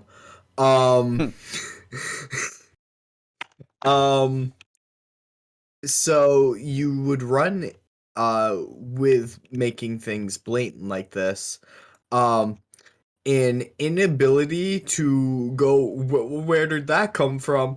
Yeah. Because they would know definitely from where. And if you make a habit out of saying, oh, they do this because this, they do this because that, then you have made it easier for your players over time to realize that killing peasants is bad for their social reputation. Mhm. I don't know. So I can't act as if it is a more or less valid way to tell a fucking story. That was But never in question. Yeah. yeah, but I definitely think that there should be some things that are fairly obvious. Yes. Exactly. That's my point. Okay. And then the next section would be entanglement, which is you decide how the enemies retaliate. Which again goes back to my first thing of or the previous thing of like just I'm pretty sure you've already figured it out at that point. You probably have some preconceived notion, and if you don't, then that's fine. You can figure it out. And he suggests making a table, which is very specific. Though I assume that he means creating it in whatever way that relates to the situation. In which I go, okay, fair enough. If you want to use a table, go for it. But I also think that, again, with the job itself, you've probably figured out what it will do for reputation, and I think the reputation aspect would also apply to the enemies. And so, depending on how egregious whatever task it is, I'm sure they would retaliate in kind. So The real big brain move to pull here is also do that for, yeah, like you said, for your enemies. yeah, If you want to see like a real pro DM, make your enemies' actions affect how the world perceives them. yeah. And then we have we done the last point yet, chat? I don't remember. I actually don't remember. It's down. Oh yeah, downtime activities. No, we were in the middle of it. Downtime activities. This is fine. Like, do whatever you want with it. He's saying to use the Blades in the Dark style to give players certain actions in the sense of, they get like a number of actions, per downtime activity or per downtime, so they can do like 2 actions, and if they spend some money they could do 3 or 4 actions, in which case I'm fine with it, go for it, I guess. But I also think the like sensibility of how long something would take would allow them to do more than just 2 things potentially. It really depends on what they want to do. And overall, well, I'll get to the overall, but I assume, again, you don't have any contention or issue with any of that. No, I think that's a perfectly fine way of doing that. Generally, I tend to do things a bit more loosey-goosey. Yeah. Like, if, okay, you guys have a week and a half of downtime, what would you guys like to do? Yep. And I go around the table and I'm like, oh yeah, sure, that can be done in like 2 days. Do you have anything else you would like to do? Yeah, exactly. And they'll say like, oh, I'd like to shop for maybe a specific magic item, and like, oh yeah, it takes like 4 days, but you managed to find it. But if a player's like, oh, I want to do this, and lists off a task that would take like a month, I would go, and you can get part of the way there, which for an artificer maybe totally fine. Right. That's just stuff that they can work on in their downtime later. Who cares? Right. If like, I don't know, the fighter's trying to oversee a coup, then it looks like your rebellion's gonna fail, my guy. Right.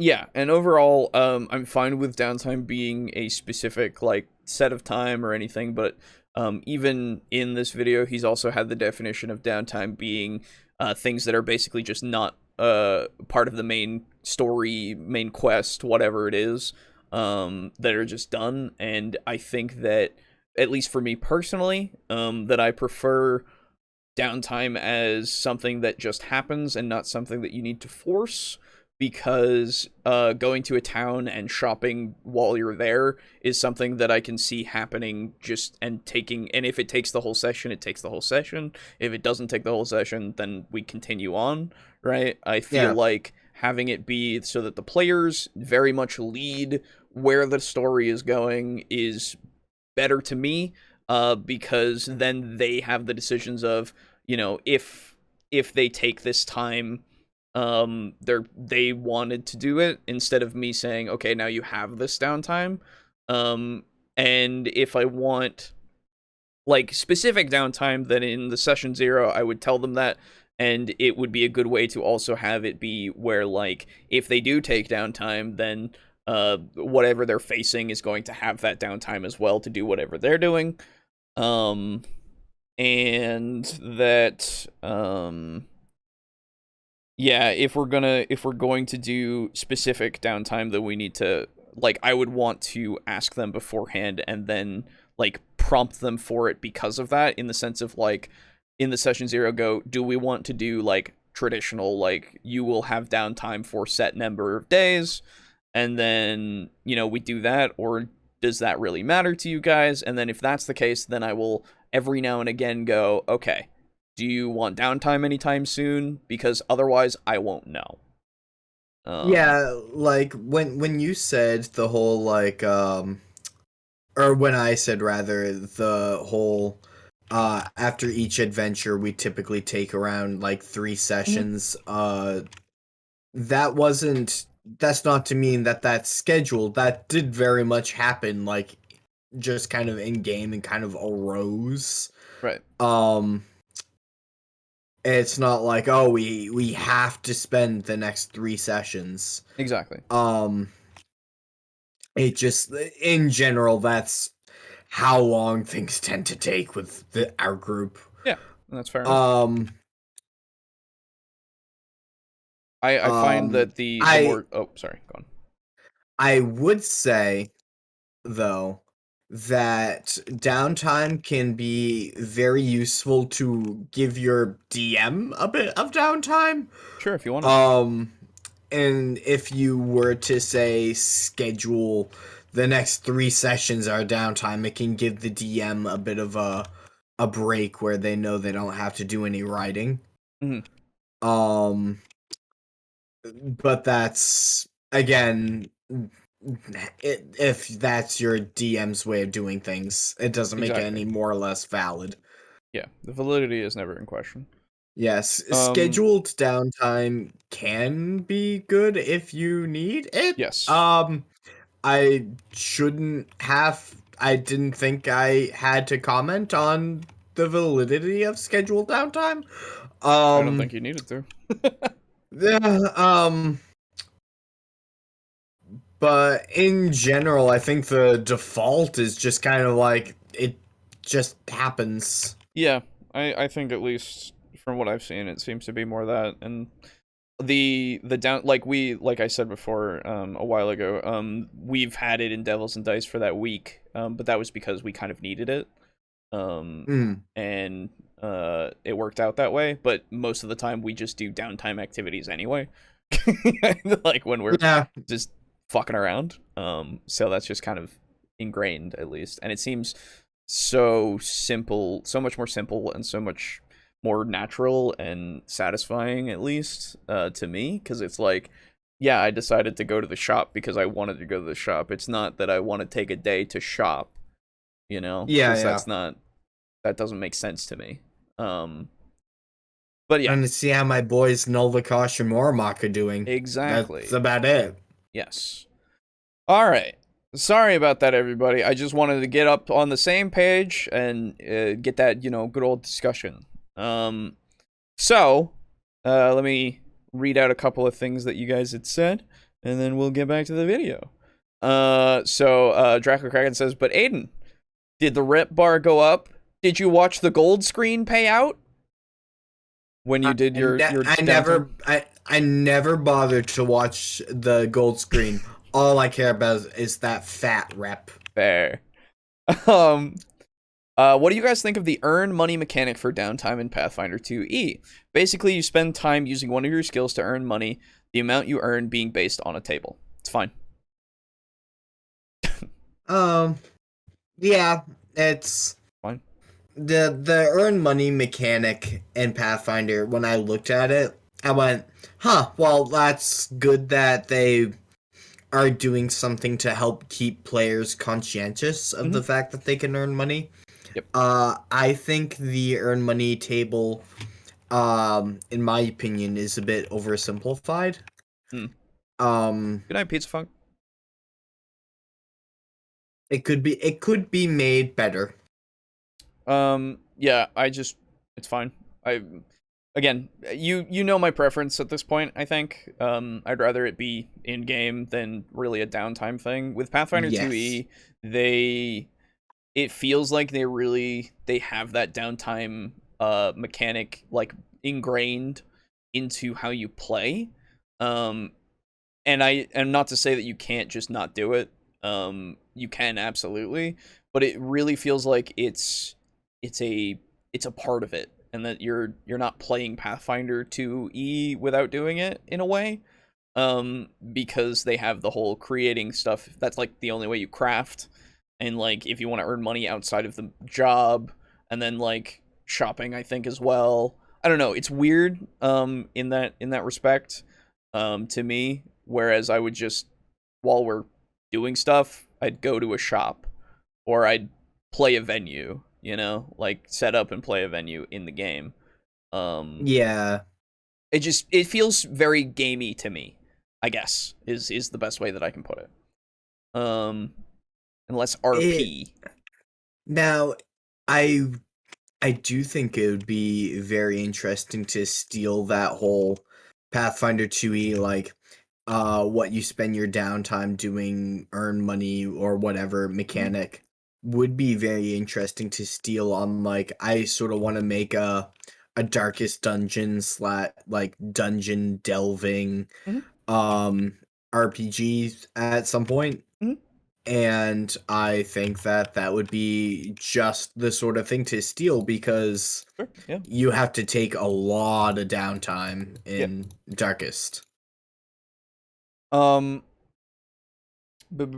think in general you should keep the mechanics of something like social modifiers opaque. Tell the players what their characters observe and such, but don't be like, you get a -1 to this roll. Yeah, I would agree with you, Steely. I will say, you get a -1 or a disadvantage or any of that kind of stuff, right? But not give the reason necessarily, unless they really like look for it.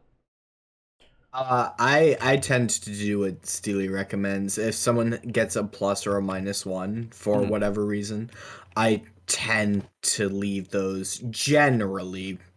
I don't even mention them. Yeah. Rules Lair, yo.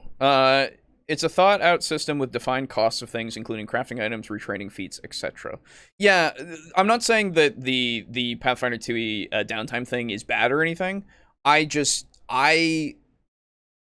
would rather just do things in-game rather than having this downtime that feels kind of necessary. I don't know.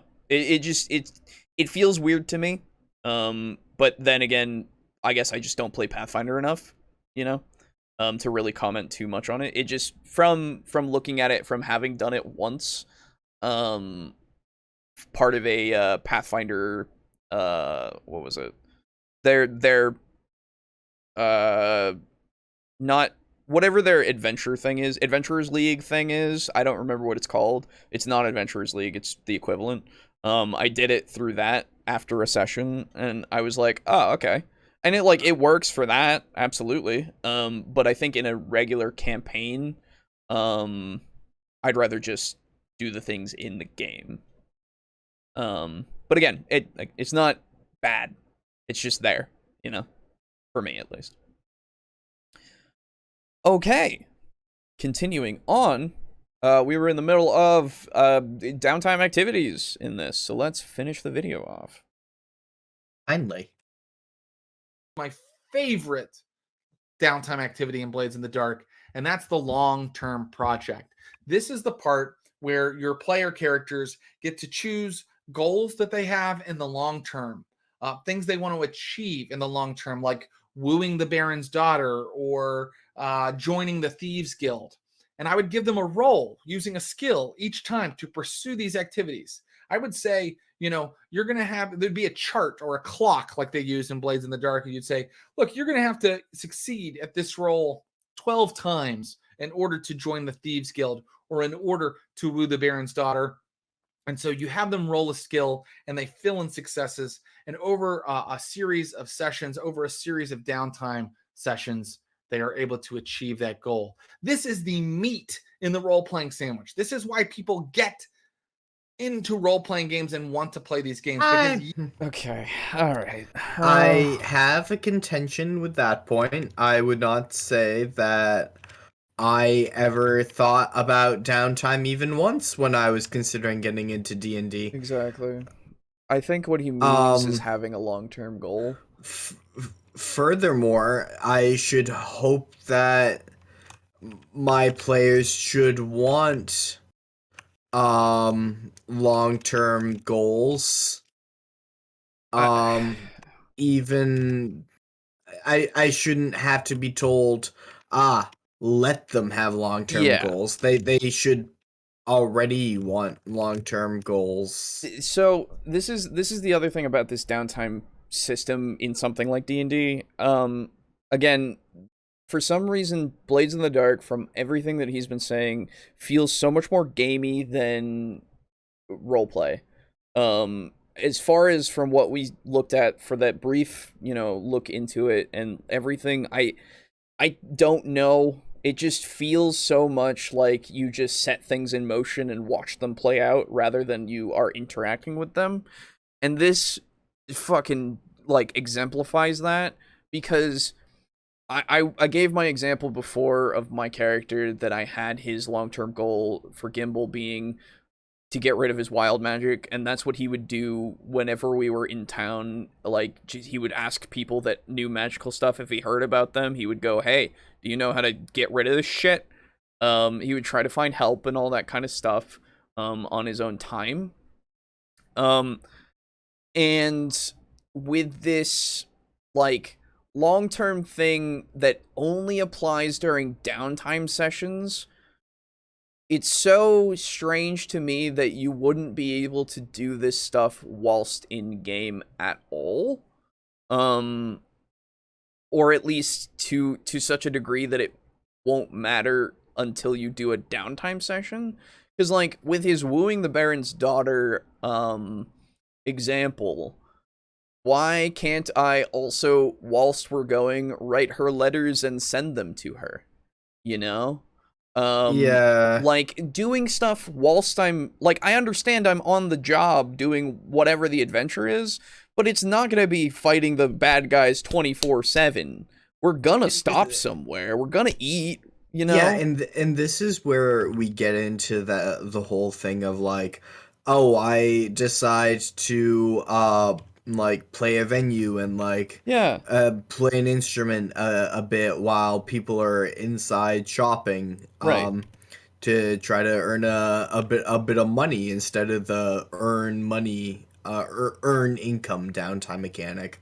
You just do that because downtime doesn't have to be a week at a time of downtime. Yeah, it can be, what do I do for a few hours? Exactly.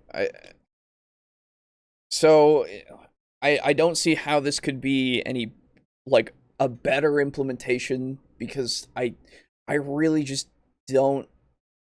If it works for you, absolutely do it. But for me, I would rather tell my DM, hey, can I before I go to bed write out a letter to my love, and then send it in the morning, and that be something that influences her, because I'd rather do that instead of today we are doing downtime. What are your downtime activities? Right? Because I'm just like, I just want it to feel natural. It just doesn't feel natural this way to me. Let me tell you about our Lord and Savior Blades in the Dark. Yeah, I know, Slay. That's this whole video. I mean, and it's good. I'm glad that he likes the system. Great. I'm glad he enjoys using it. Good. That's great. That's it. I don't know. You haven't convinced me that this is how to make a better adventure with downtime. You really haven't. But it might have convinced other people, and good for them. Because there's nothing inherently like wrong with this. It's just it's just a thing that I don't agree with. If there was a Blades in the Dark drinking game for this video, we'd all be sloshed. That's true. No, dude. It's current year. Your opinions have to be very binary on topics. Yeah, I know. Anyway, it's been awesome. I gotta go for the night. Time for some downtime. See ya, Steely. See ya. Have a good one. Yeah. Anyway, there's a minute left. I'll see what he says. Yes, they want to go and have adventures in your dungeon. They want you to challenge them with your scenarios as a game master, but they also want to express themselves through the character. And when you let them engage in their own long-term projects, you're saying, yes, you affect the game world. You have a say in where this story goes. It's not just with this. It's not just with this. I don't like this fucking notion. Yeah. Man, oh man. So, Alejo. Yeah. My opinion on this video, Mm-hmm. before, like when you were just recounting how the video went, I disagree, but you know, it's perfectly valid. Yeah. Now that he has started talking, yeah.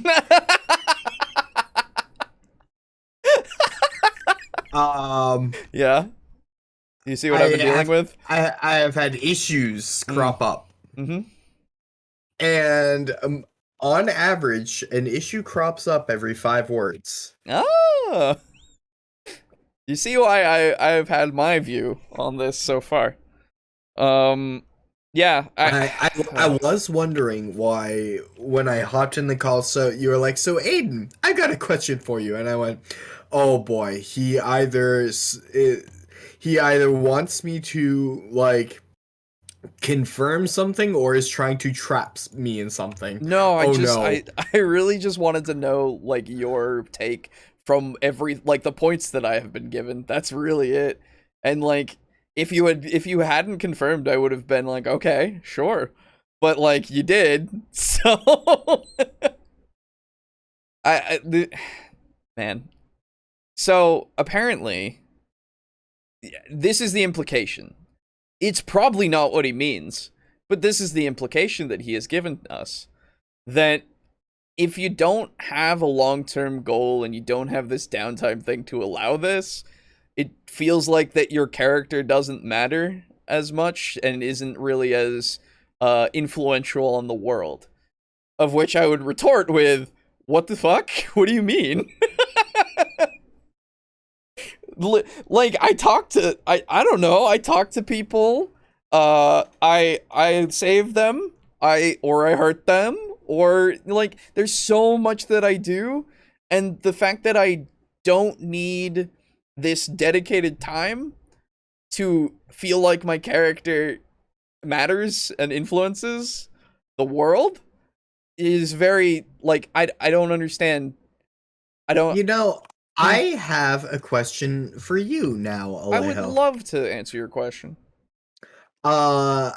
So in my campaign, okay, the players were introduced to a hotel owner, Aldonis, the who my players do not know is a 20th level rogue, who is an old man who just got a tavern because he thought it would be a lark.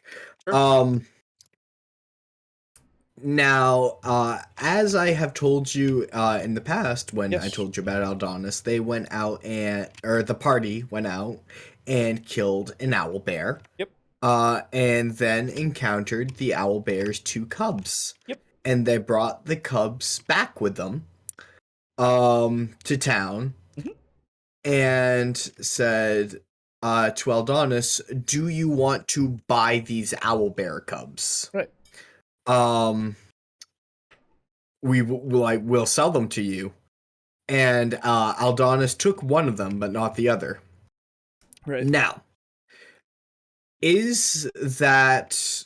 I mean, it's definitely, at the very least, affecting the world. Yes. Would you say that that was during downtime or during the adventure? Oh God. All right. This depends on the definition, but if we're using They downtime, had, for reference, they had killed the owlbear literally last night. then I guess I would need wider context on the adventure, but I would say it's both in a way. This okay. Let me explain at least my view on this. The adventure is whatever the players are doing. To me, it is literally just whatever they're doing. There's no like, yes, there is a set campaign goal, whatever, but that isn't it. Like that isn't the whole adventure. Everything that the players are doing are a part of it, and downtime would be, if we're going to go by strict definitions, then I would say downtime is anything that isn't necessarily to do with the main quest or main story or whatever it may be. So both is what I say. But if we want to be specific, then downtime. This is a question which has no direct answer because Yeah. I kind of consider it in a quantum superposition of both. Mhm. Yeah, if I had to choose, I would say downtime, but if I was allowed to not choose, I would say both. Because like they're not going out and adventuring, they're going back to a city they've already been to, with their loot. Sure. So technically it fits the criteria of downtime. Exactly. But it's still just role play. Yep. And it's them affecting the world. Mhm. And I would dare say that downtime or not, they can affect the world and Exactly. should affect the world and do affect the world. Yeah. I would agree. I would say limiting that crucial role to downtime is something that can only hurt your game. Yes. I would agree with that wholeheartedly. Some of this stuff seems like it would just happen naturally. Yes, I would agree, Slay. I didn't woo the princess. I hurt the princess. Exactly. Anyway, that was like 20 seconds that he said. Anyway, let's finish. Finally, downtime is a great opportunity for the entire party to decide its next move. You Sure. can give them all of the options that are out there and let them decide what their next mission or quest will be. Do they want to go and try to finally break the goblin clans once and for all? Or do they want to go to a fancy ball at Baron Banbridge's mansion? It's up to them. And by giving them the choice, Okay, it's not necessarily just downtime that allows them to have this choice. I don't understand where you came up with that. Yeah. That it's literally just in general they have these choices all the time. I'm getting real uncomfortable, but with the fact he says, "Oh, you can give them the choice in how they spend this downtime." When, dude, they can have the fucking choice in what the campaign is. Anytime, like anything, yeah.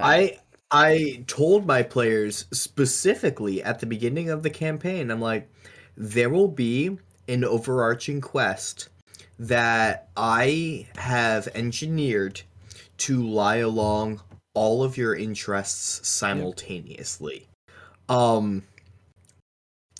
There may be like moments here and there where something doesn't affect one of you but will affect the other two, and then next week, the next one of those two players won't care, but the left out player will. Mhm. Um, so you all will have a vested interest in pursuing this campaign. Mhm. That being said, if you decide we're over this campaign, we're done, we're bored, fuck it, we're marching north, Yeah.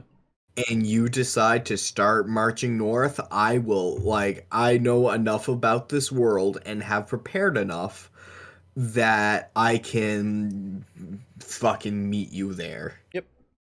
Um, Okay. if you decide that the campaign for you and what you will find the most enjoyable is staying at the Sleeping Whale with Aldonis and helping raise the owlbear cub and potty train it, because potty training owlbears is real difficult, and you decide that that's more fun for you, okay. Yeah. Well, so, here, okay. If we, I don't. So with this example, and it's already contradicted in what he's stated. So I'm already like making a point that he's not making, but in the sense of like trying to be charitable to him. So I would say if we're having a campaign that is a like book, like it's a pre-written adventure, right? Great. If we want downtime during that and like there's a linear story to this, I guess I can kind of see where you're coming from here if that's what you mean. But he's literally talking about like between like everything that could be happening. That's when you decide this downtime, and or that's what you decide the next thing. And I guess that like it kind of makes sense in the way of like if he's using the definition that he himself made of like anything that isn't, or that he at least I interpret it as anything that isn't the main quest or whatever quest you were doing beforehand, if it's just like during whatever between, then you can choose whatever to pursue because you're a player and you can do whatever. It's like, yeah, you can absolutely. And like, but as you're saying, of course, whilst you're in the adventure, you could go fucking sideways if you want and do whatever. But if if we're if we're limiting it to this like time, it like I don't know why, to me at least, with this system, the downtime doesn't feel like you're role playing. It just feels like you're checking off boxes. It really just doesn't feel like I might be totally off base with that. I don't know, because just from looking at it and thinking about it, it just doesn't feel cohesive to me going around and doing what I want my character to do, to the extent that I would want my character to be able to do things. It feels very limiting to me. I feel you have inadvertently hit the nail on the head when you said like, oh yeah, it's something you could do like in a module. When the vibe I've gotten thus far Yeah. has been that this is a guy who writes his he writes modules and calls them campaigns. Right. He goes adventure by adventure, and between that time is a downtime session. Right? Like it really feels like it's not a full like world that you can be in, that you're so strangely enough that you are affecting. It feels more like this is the adventure today. Go on the adventure. Afterwards we'll decide what the next adventure is. You know? Yeah, um like I could show up um at his house in Yeah. between sessions and demand to see his DM notes, and he would already have the whole campaign written and planned Yeah, out. exactly. Like he would have this the NPC Old Yetta says this. Yeah, it feels like it's very, very sparse for improv, and I feel like it's just weird. I don't know.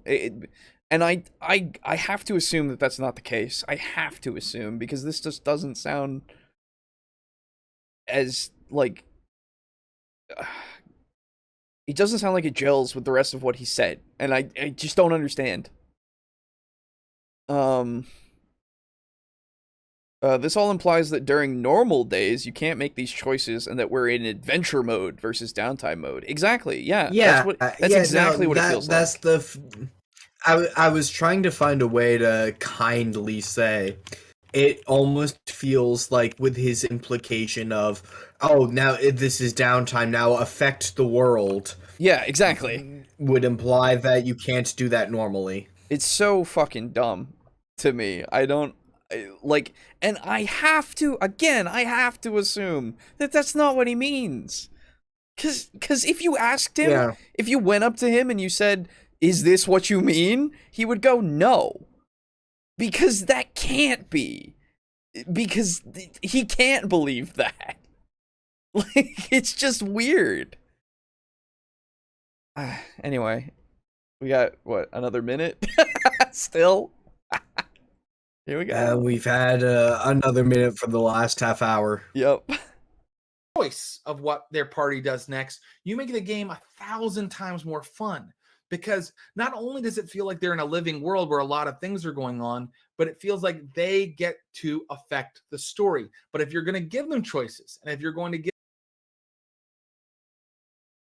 I'm telling, man, every 5 words. I know. Literally, I stopped and was trying to tab out so I could pause it. I'm very uncomfortable with hold on. Yep. I mean, tab out back out again and see how he puts it. Please. the story, but if you give them choices, and if your game 1,000 times more fun, because not only does it feel like they're in a living world where a lot of things are going on, but it feels like they get to affect the story. I am very uncomfortable with his use of "feels like." Yeah. He must mean "feels like" as in the player knows they have agency when they might not normally. It's got to be that. It's got to be that. It has to be. But because if you're unironically coming to me and saying like, "Oh, it feels like they're in a living world. Oh, it feels like they affect the story." So strange. No, he's. I find it easier to believe that he's just not the best linguist, right, than he's that bad of a storyteller. But this is the problem. It's far easier to believe he's just representing himself poorly. Exactly, and that's fair, and I think you're right. But man, is he also representing the system poorly that he's trying to advocate that you should use? And he's probably convinced some people that this is how you do it, and they might not think that he's saying anything wrong. They might not be able to tell what he actually means. And again, we are hoping to God that we're right about what he means.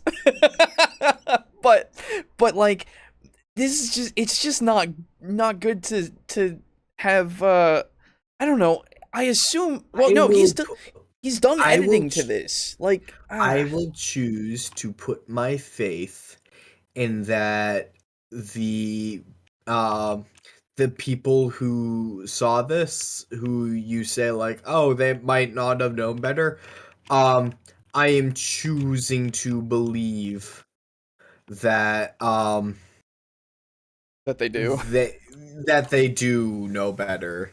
So and I would not be that easily bamboozled. I will agree with you that choosing that is nice, but we will look at comments after because I have to know. Oh yeah, no, it is a comfy thought. I also like deluding myself. It is nice. Dude, I've been disappointed by reality for so long, and then one day I just decided, fuck it. If you're going to give them choices, and if you're going to give them meaningful choices, you need downtime so that they can take their time and carefully examine those choices and decide on the one that they want to do best. That's it for this episode. If you like what you saw, please subscribe here on YouTube. We stream 3 times a week on Twitch, so you can see some of these techniques in practice. And if any of these tips helped you, or if you have your own tips, a different way that you like to do it, please feel free to sound off in the comments below. Oh, Until boy. next time, happy gaming, you son of a bitch. Ah, fuck me. I forgot that. Okay, that's so loud. Alright, that's it for that. Well, very aggressive way to end one's video, but That was how he started it too, and it was so it's so imbalanced with its audio. Jesus Christ. Stop. Alright. Let's look at these comments, huh? Let's see. It's just Please. all right. So I know that correcting or commenting, I should say, Criticizing on one's grammar lies outside just commenting on one's grammar lies outside the scope of what we typically deal with. But him being like, happy gaming, you son of a bitch, sounds like when I was 12 and discovered swear words existed. You're right. It sounds sort of like when I was experimenting with how to use swear words. Like, I just get that vibe. That's fair. It's not out of our purview to rib somebody. Come on. Anyway. No criticism. I get that vibe. Right. I see nothing wrong with this.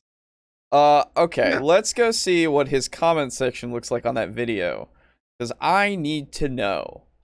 So I have it here. We'll go through a few of them. These were 10 months ago. This was March 2nd, 2021. Okay, that's when the video came out. So give me a moment here, everyone. We're just gonna look at a few of them and see what they have to say. See if there's anybody in there who goes, what? Excuse me. Okay. First one says, hey Jared, as a little note, Mouse Guard and Torchbearer also have downtime mechanics. I would guess John Harper may have been inspired by these games. Excuse me. Oh, there is a great playthrough of the Keep of the Borderlands using Torchbearer by Eric Vulgaris. Instead of Gain Renown, it could be called Short-Term Project, which pairs with Long-Term Project nicely. It's where the players set up something that gives them a short-term or immediate benefit. Gaining Renown could totally fall into that, plus other things that the players may come up with. Thank you so much, Jared. I've had my eyes on Blades in the Dark for a while now. I'm currently running a Vampire the Masquerade version 5 Chronicle myself, and when I saw you using the rules from Blades in the Dark, I decided to finally give it a go. Not only it's a great game in and of itself, but its mechanics are so useful in other games as well, just as you depicted in this video. I want to learn those mechanics to make my games better for my players. Okay. Connotations are extremely important, and the words used to deliver a message can completely ruin your message, so totally agree with you guys. Yes. Thank you, Draco Kraken. That's the thing. This, like, just because he might have meant something different doesn't mean that he didn't make and edit the video and didn't look at what he did, because he definitely edited the video. He put in little fucking frames with watermarks on them and stuff. And, like, he has to have, at least, I hope, watched it back once, and he thought it was okay. So, but that's because he knew what he was saying, instead of how he was conveying it, I guess. So anyway. Yeah, no, I tend to be of the mind that watching through your own video is a horrendous way to catch when you have potentially worded something Yeah. poorly. You have to send it to somebody else who will Um, actually give you some just criticism. because, yes, yeah, Um, you know what you meant, but do others. right. Please keep these advice videos coming. Gold! Yeah. Thank you, Third Floor Wars.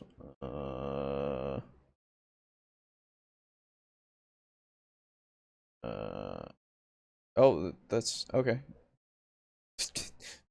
That was really it. There's nothing else to really just suggestions for different mechanics and that they should use mechanics. That's it. Okay. It doesn't seem like anybody called him out on word usage. I am confused. Mm-hmm. Why they say like, oh, trying to learn a new system for how it handles downtime mechanics. Why should you have to learn a new system in order to learn how to do downtime? Yeah.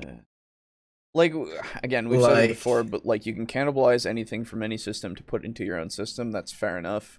But you definitely don't need to buy and learn a new system in order to do a mechanic. Like that's weird.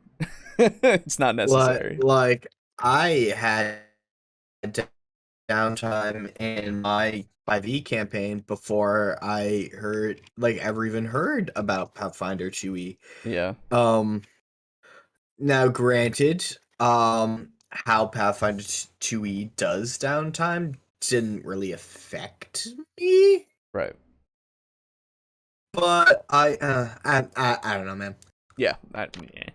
Blades in the Dark mechanics are nice reminders of what you should be doing in other systems, but its mechanics are not a substitute for actually knowing how to incorporate them well in other systems. That I would agree with, actually, Ronald. Yes. Like, you don't need to transplant one-to-one. I feel like if you want to be inspired by it, that's fine, like, and you can do something based off it. And if you want to do one-to-one, also fine.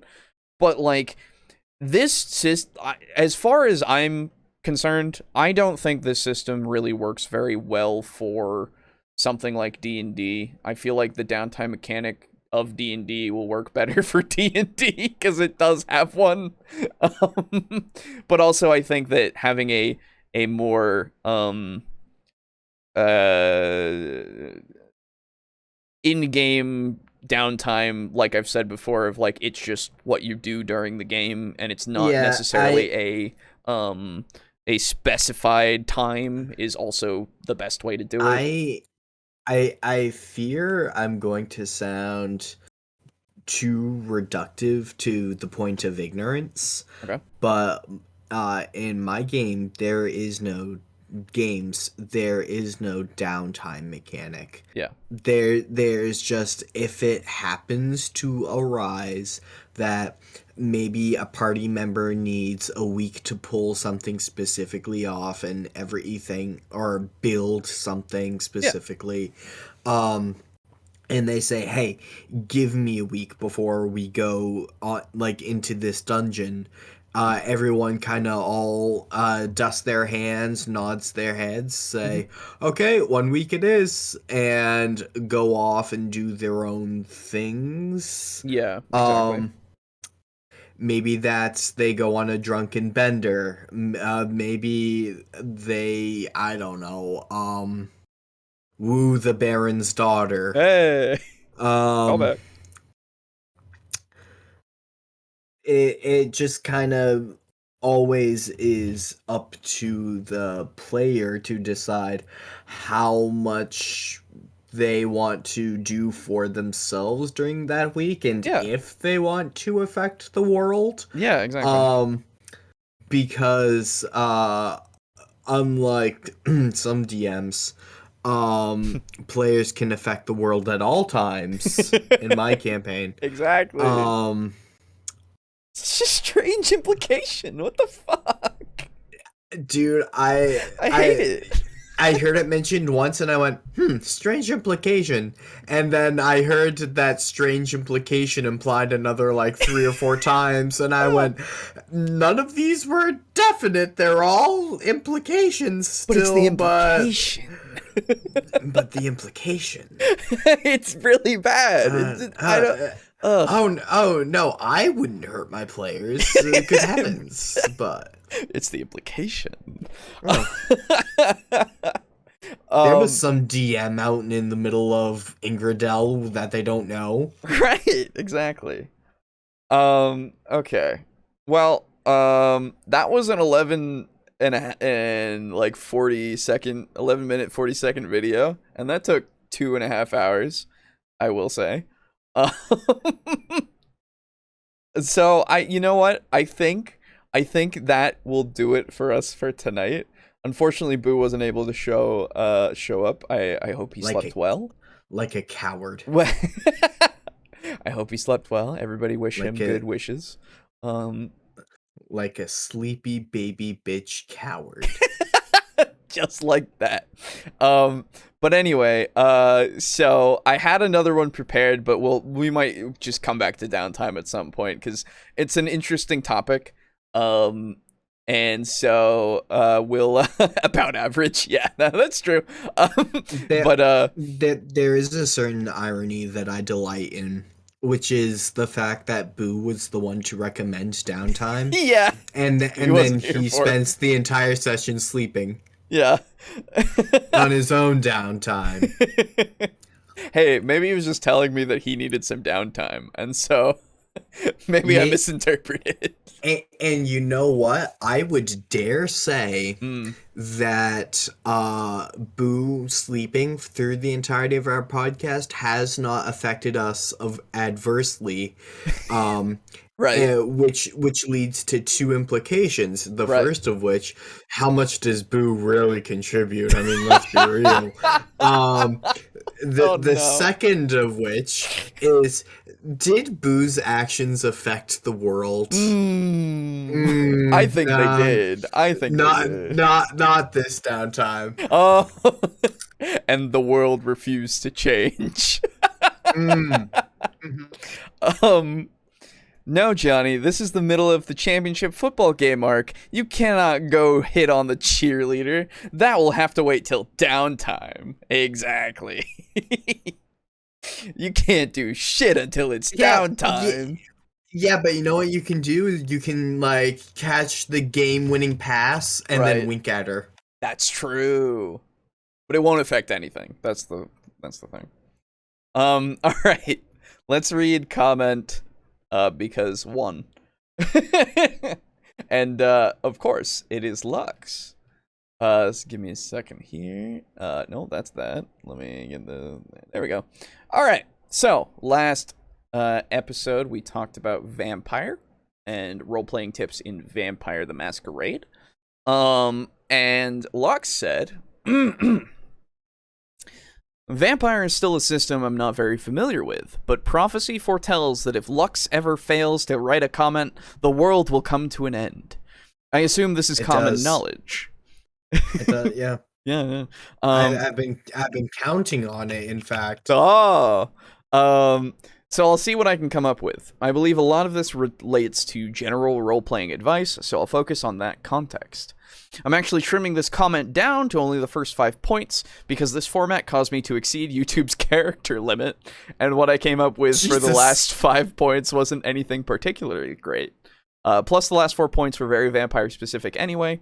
There wasn't much I could really do with them. Point 1. Backstory. I don't disagree with her on this point, but I would state it a bit differently. Having an extremely detailed backstory isn't an inherently bad thing, but it isn't necessary. Obviously, the minimum standard for a backstory is to give your GM any information they ask for. If that's enough to develop your character to the point that you'll be able to play them well, then that's all you need. Anything you do beyond that should be for your own reasons, not to satisfy some notion that more detail equals better character. What will really determine whether a character is good or bad is how well they fit into the campaign and how you actually play them. What I will somewhat related to that, I fleshed out a little bit more about my character's backstory today because emotional trauma happened, and what I decided to do is accentuate the emotional trauma that my character underwent. Very good. Yeah. And I did so by fleshing out a bit more of his backstory that was previously left unrevealed. And I didn't even tell it to someone in the campaign. I was telling the rogue in my campaign about it. Nice. Because I was like, I have decided to make my character who's a little cinnamon bun in terms of how at all times he does his best, but his soul is conversely at all times weeping that he is not good enough. Right. And I didn't just like drag my little cinnamon bun through the mud. I like aggressively smeared him through it. And I was thinking today about when we were talking about how to develop backstories, and that I literally did some of it today. Well, there you go. What I will personally do is tell the GM only what they want to know, plus any other critical information. Then in my own time, I will find 20 questions which I will write up the answers to in character. I would recommend mixing questions from multiple lists, because not every question is relevant to every character. If a question doesn't feel important or interesting to you, toss it out and replace it with another. The important thing to note is that the GM will not see what I write here. If I come up with something that I would really like for them to incorporate into the campaign, I will tell them about it. Other than that, everything I come up with for this exercise is tentative. The point is to bring the character to life in my brain. If I later decide that something I said doesn't fit the campaign, or I just don't like it anymore, I'll toss it out.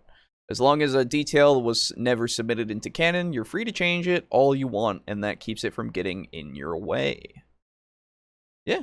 Who said this? This is Lux. So then Lux, I would say in the first half of your comment, I went, I don't know if that's best. And then, as Gray kept reading, I was like, oh, this is good, because you said the whole, like, if I decide later I don't like something or to change it, I'm now free to do that. And I think that is a tremendous idea. Yeah. And may steal it from you. But I just want to do a final okay on something before I officially describe it as kosher. When you commented about, like, I'll bring it up to an aspect of your backstory, I'll bring it up to the DM if I want to have, like, a particular story beat, for instance, incorporate my my backstory. I could just be misinterpreting this. And in fact, I probably am. But you're not just, like, drawing up 30 different answers to things and then leaving them there and then go, oh, hey, that makes sense because my character hates this Baron, and just deciding that this character hates this Baron because of a reason that you made up and kept secret for, like, 4 months, right? I assume not. That I would assume not too, but the way that it has been put forth, I can't definitively say That's that fair. it is or is not. Mm-hmm. I would just say knowing how Lux in general tends to handle things pretty well, that I would guess that this is not the case. Right. Because it does not sound like something that they would do. Right. But I just want to make sure. Right. Because I would not answer things and then leave them like secret from the DM and decide in my heart of hearts my character hates this Baron, and then like have it be 4 months later when it's relevant go, oh yeah, no, by the way, I hate this Baron, and have the DM kind of blink off time like, what? You do? Okay, when was this established? And I would guess that's not what you meant. But yeah. Yeah. But I do like the idea of like, if I don't like sort of flesh it out for your own sake, just so it's a more alive character for you. And then if you don't like something, just change it. No big deal. Exactly. I do like that though. Good night, Draco Kraken. Good night. All right. Point 2. Character sheet. I agree with her on this point with a caveat. I agree that you don't need to optimize your character for the campaign. You should, first and foremost, come up with a character that you'll be interested in playing. Given a choice between 2 options, if one might be more useful while the other would fit the character better, choose the one that fits the character. In fact, if a character isn't, perfectly equipped for every situation they encounter, that's a good thing. That means they can struggle and fail sometimes, which will significantly reduce their Mary Sue quotient. A story where the main characters meet every obstacle they encounter with resounding success is not great. Even if they ultimately win every battle they fight, they should struggle for it. The caveat is, you should still create a character that fits the type of campaign that's going to be run, especially if it's going to be combat or action heavy. A combat-oriented character might still be able to hold their own in a campaign focused on social interaction, but someone with no combat ability is not going to have a place in a campaign centered heavily on combat. It's one thing if the character finds a hidden inner strength, i.e. Bilbo, or otherwise comes up with a creative way to use the abilities they have to deal with combat, even though they're not conventionally built for it. But someone with no ability to survive a dangerous situation is not the character to thrust into that kind of campaign. So basically, this gets back to tone. Everyone should understand the general tone of the campaign from the beginning and choose the general concept of their characters appropriately. Agreed? Yep. Point 3. Self-inserts. So, my first instinct was to say that I agree with her conclusion here, but then I questioned some assumptions, and actually I think I completely disagree. What I would say about self-inserts is that they represent a stage that you just have to let a new role player go through. Even if it's a me but cool type, it's fine. Let them have their fun. If the idea of inserting themselves into a world and having a chance to play out their own wish fulfillment fantasy is what has drawn a new player to the game, don't destroy that for them. After they get some experience, they'll grow beyond that and start trying out some new ideas. If you try to force them past it, you're more likely to just kill their interest. That's fair enough, yeah. Ooh, I have a contention with that, actually. Ooh, Lux. interesting. Because you say, like, like, let them have their fun, to which I agree, yes, let them. And then you say, they'll grow beyond that. Dude, man, okay, I can point you to one of my friends who has, I think, played the same exact character with the same exact, like, character tropes and archetypes and everything. 4 characters in a row. All of their D&D characters have been self-inserts, and all of them have been exactly, precisely the same. Where, for instance, we're facing a battle right now where we have to face our worst nightmares. Mm-hmm. And when the DM went around and asked everyone, what are your worst nightmares? there was one of my friend's characters is this particular dragon that nearly ended the world.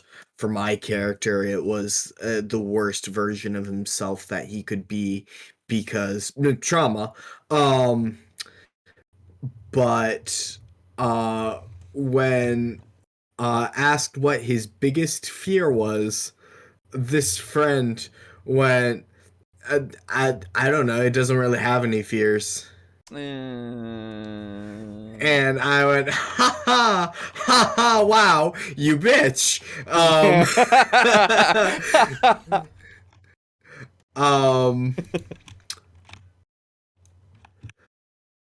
And yes, let them have their fun. I agree with you wholeheartedly on that.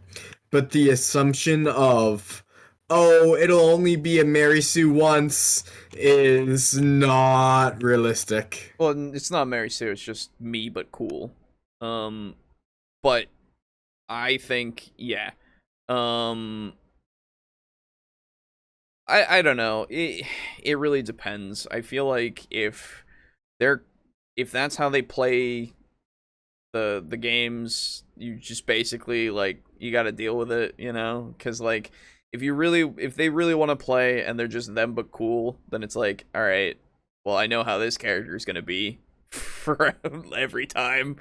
Yeah. Which makes it easier on the DM, I guess. But at the same time, it gets boring for the players, I think, more so, the other players. But at the same time as well, they are put in different situations that hopefully will change the way that, or at least challenge them in some way of like, if this is you but cool, then this is how you would act in this situation, or this situation, or this situation, you know? Now, when someone does try to pull the whole me but cool thing, it does offer a very unique insight of if they ever should try to metagame. And because you go, no, you son of a bitch, I know that character because they're you, and I know exactly what you would do in this situation, and it's not that. Yeah, I don't know. It's just one of those things where I won't fault somebody for doing it. I'll just be like, well, that's not true. I would fault somebody for doing it. What I mean is I won't prevent them from doing it. I would just say, do you want to try being like someone else? You know?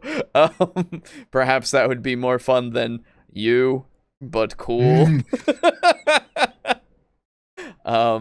Anyway. Oh yeah. Of course, I'm speaking as if I'm addressing a GM right now, but this video is supposed to be advice for players. So to any players, what I'm saying here is, play the character that you feel inspired to play.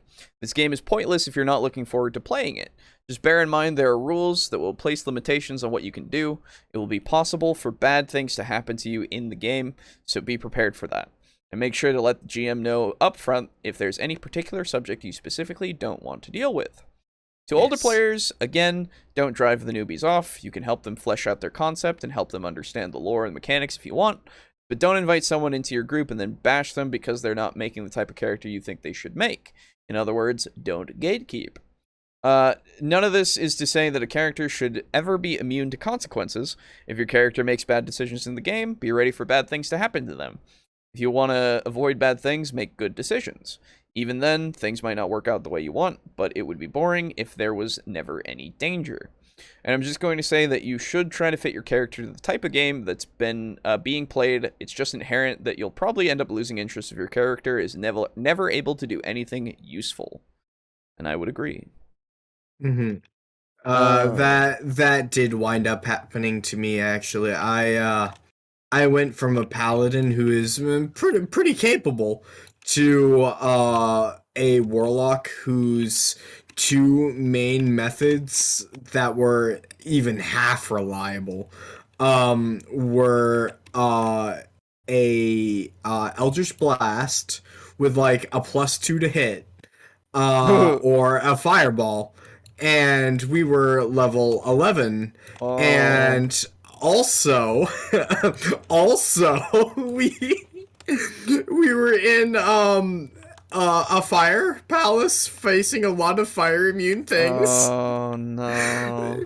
So the boy, oh boy, when you roll your patron for the day as being the fiend, and you go, oh boy, so fire spells on top of my wand of fireball. Oh, I guess I will just Eldritch Blast them. Oh, never mind. They have a 23 AC. Yeah, I can fucking only hit them if I crit.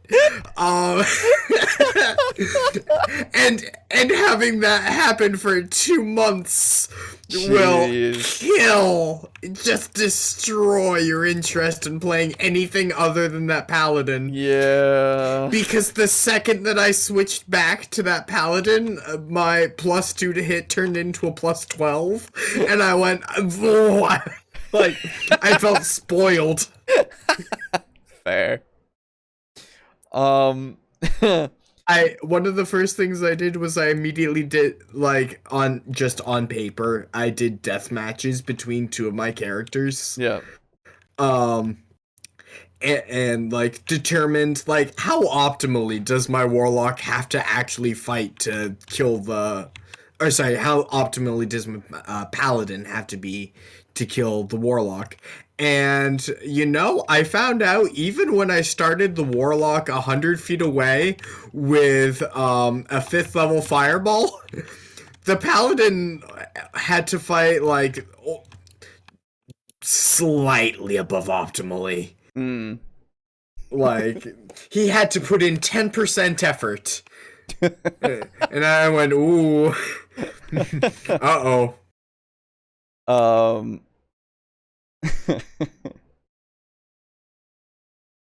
Point 4. Embrace your failures. Here's a point where I do agree with, although her argument took off in a weird direction, also she's a masochist. That's right. She did say to call her that. She is a masochist. She asked. Yep. It's good if your character fails sometimes because it makes them more human. It shows that they struggle, and you get to see how they deal with things not going the way they want them to. And overall, it makes for a more interesting story. Would you rather read a story where the protagonist always beats every enemy and overcomes every obstacle with ease, or one where they have to deal with setbacks and losses throughout the conflict? Probably the latter. So actually, I would wholeheartedly agree with you. And then I read Patrick and Rothfuss's The Name of the Wind and the Wise Man's Fear. And boy, I wish that the 3rd book would come out. But the main character of that story, Kavoth, is astoundingly good at fucking anything he puts his mind to. Like, literally say, master this and give him a month and he'll get pretty darn good at it. But he is also a person who has himself to blame for 99.9% of his failures. Right. And he is astonishingly good at anything he sets his mind to, but he is haunted by the fact, like, he retires still fairly young-ish, buys an inn, and is haunted by his own failures. Right. Not because he wasn't good enough, but because he was a fucking dumbass. And that is, in my mind, an incredibly compelling character. Yeah, I think there are always exceptions. Nothing is absolutely one-to-one in terms of writing. Some things will work, some things won't, and most of the time, the protagonist that overcomes everything isn't isn't something that bypass the compressor. Oh, you would, and that's what I was thinking. Yeah. Yeah. No, in general, I have a deep distaste, and one would, in fact, say hatred for Mary Sue's. Yeah. Kavoth is literally the only one that I have found myself having even the slightest tolerance for. Yeah. That's fair enough. I remember liking Name of the Wind when I read it. I haven't read the other one, and it's been like years, so I am still waiting for the second book to come out, or third book rather. right. Probably the latter. So then, if the story is about your character, why would you want that story to be the inferior version? Even if you're attaching your own ego to this, watching your character struggle and scrape by through adversity should be a greater source of pride than just seeing them walk over everything without difficulty. Of course, you're not going to want your character to always fail, and that's reasonable. They should have their moments of achievement where they get to contribute to a success of the group. But the failures are there to make the successes more meaningful. I agree with that. So, just because it's going to be easier and it'll make sense in time, we are going to delve into what emotional trauma happened last Sunday for my character. Okay. And why he doesn't feel like he can ever be enough. My character is a paladin of Lathander, the god of the natural cycle of life and death.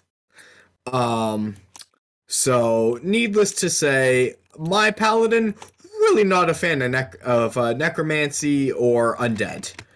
But we are in an area that we have discovered a town of undead who are fully sapient. Like, if they see you, they don't go, nah, brains. They go, oh, hi. And they're polite to a T. Personable. And my my paladin, all session long was deeply uncomfortable because he's like, literally he has enough of a working relationship with his god that his god has even said, I trust your judgment.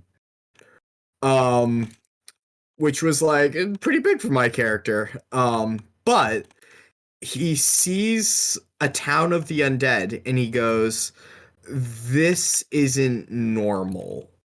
So he all session long kept trying to pray to his god and get his god's opinion, because he's like, strictly speaking, I should destroy them because they're undead, but they are like, they've got a community, they've got their own lives to live.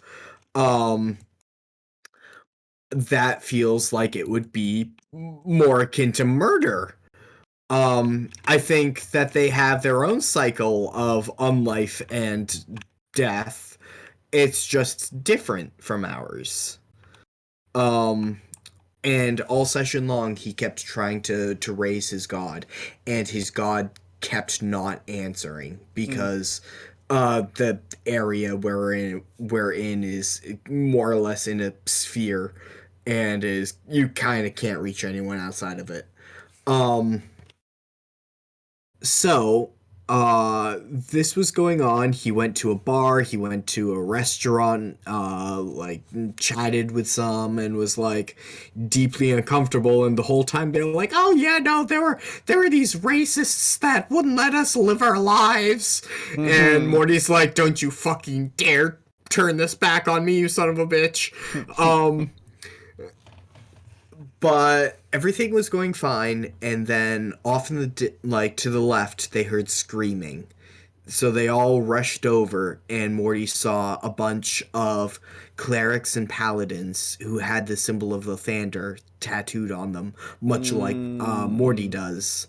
And Morty goes like, hail and well met, brethren. And they're like, oh, you here to help? And he's like, I'm trying to contact Lathander right now and get his opinion. And they're like, why would you need his opinion? It's clear what we gotta do. And he's like, can't you see that this might be a special scenario? I'm trying um, to contact him because I realize that as a god, he knows better than me. Mm-hmm.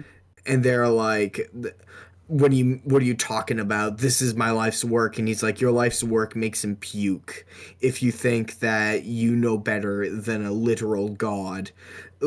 How convenient it is to sit in a universe as big as ours and paint in broad strokes, when you don't understand a god has a finer brush.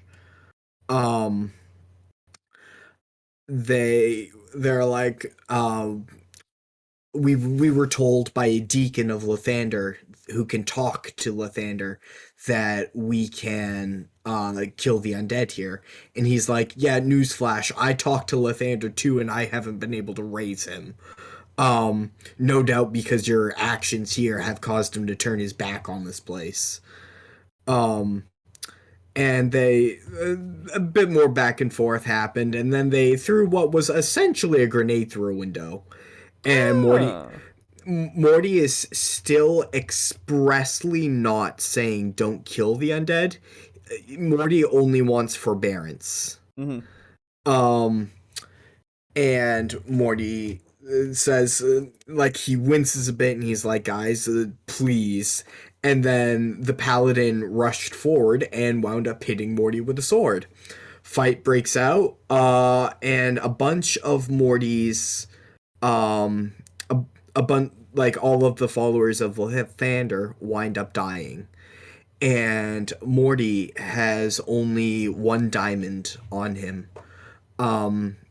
So of the like 5 people, 2 of them wind up getting eaten by Morty's brother at arms, who polymorphed himself into a dragon and went into a rage-fueled fury in the fight and wound up eating 2 members, which that's fucking with Morty right now.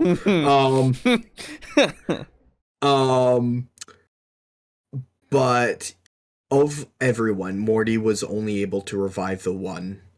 And as soon as Morty revives the one, he sees that the cultist has already wants to keep going, even though he's on 1 hit point. Oh, of course. So Morty like holds his sword to the person's throat, and the person's lying down prone on the ground. And he's like, I just want to talk to your leader. We can work something out. And the cultist said, I'd rather die than be associated with you. And he sat up quickly so that his own neck went through the sword. And Morty sees this now as not only does he have to deal with the fact that he has like 5 brothers in his faith that he is responsible for killing because he couldn't come up with the words necessary to calm everyone down. Right. So not only is he responsible because of his failings, not only is he responsible for the death of 5 of his brothers, but 2 of them couldn't even get a proper burial, which is important for Lathander people. Yeah. They gotta eat. Now, because they're facing their worst nightmares, and their worst nightmare is a version of himself with no compassion who will literally kill people for their magic items. Because Morty grew up poor and practically an urchin, so he has that twinge in the back of his mind of, I want that magic item. I could just take it. I'm stronger than them. What are they going to do? Stop me? And he is overcome by this wave of disgust for himself, and he tortures himself about that constantly, and it's like, I need to donate money to charity now to atone for that. And now that Morty has probably the biggest failures of his life, he's now also got to confront the worst version of himself that there could possibly be. And that is something that, unless, like, because I developed my character with strong desires, like, he wants to inter the dead properly, he wants to help, and also with strong flaws, he feelings that greed in the back of his mind and tortures himself over it, has allowed an emotionally way more compelling story than, yeah, my character's just good at everything, has no real flaws, and everything they touch turns to gold.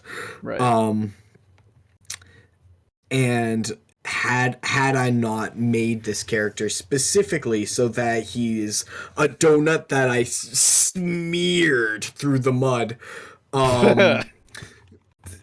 wouldn't have that right now. That's true. Yeah. Last point. Point 5. The box. Honestly, if your recommendation is think outside the box but don't be afraid of stereotypes, what you're actually saying here is play a character. So yes, I agree. Play a character. Actually, my advice here is to just do whatever you can do. If you're good at coming up with new and original concepts, and that's what you like to do, then do it. If your characters are usually more down to earth and based on other people or characters, that's fine too. Just play a character. That'll do it. Comment finished, and the world can continue existing for one more week. Well, your service is appreciated, Lex. Thank you. Well, I also have a response to that, actually. Yeah, bonus time. I considered mentioning it when the don't scare off players was mentioned. But hey, now that it is also relevant because stereotypes, I shall choose to mention it this time.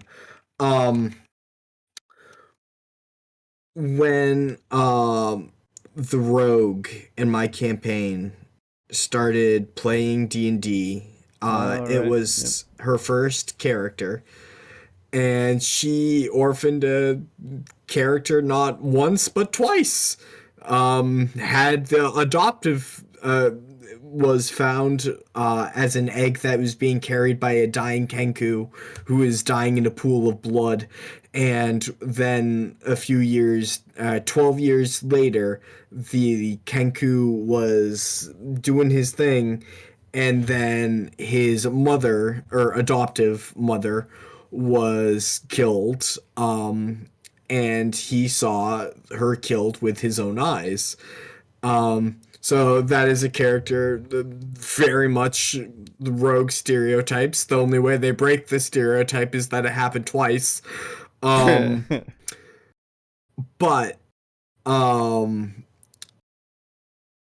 there was a moment actually earlier, I think it was on Wednesday of this week, when we were all like chatting about characters, and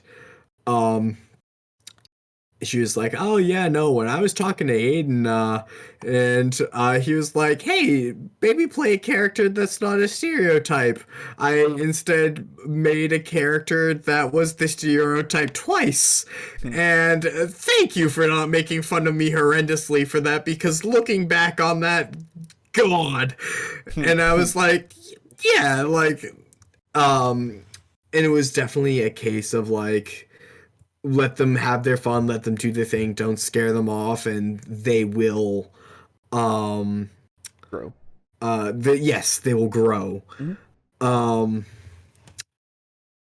But it just serves to illustrate and demonstrate that point. of like when it happened. I was like, yeah. When I first read through the backstory, I went, you orphaned a child not once but twice. Congrats. I've never even done that. Um, but yeah, no, they had their fun, and frankly, one of my most favorite characters in the campaign. Yeah, I mean, we talked about it before, but stereotypes aren't bad. No. Cliches are bad because they're cliches. Stereotypes are just stereotypes. Like, they're just a thing, you know? Yeah. That's it. That's the comment. So When will we have a week where the quote unquote video we review for the week is actually just one of Lux's really long comments? Like, Lux will just leave an extra long comment and it'll be the Lux episode. Right. That's true. I mean, we could one day. um Well, sadly, we already have plans for April Fool's, Lux. So yeah, that'll do it for us for today. So let me just shout out our lovely patrons over at patreon.com/tabletalkdnd, where people give us money. It's weird and also cool. If you're wondering how it feels, you should try it. Anyway, if you want to join the Patreon, there's a link in the description. There's a link in the bot. There's a link on our website. There are links everywhere. That being said, thank you to, starting at tier 4 at the top, we have Draco Kraken. Was here for a while and left, but thank you so much. All the same. Mog Zero up there as well. Thank you. We have Slazer at tier 4. Thank you so much. Steely at tier 4 as well. Thank you. Then at tier 3, we have Drake Cross. Thank you so much. And then at tier 2, we have Chris. Thank you very much. Lux. Thank you as well.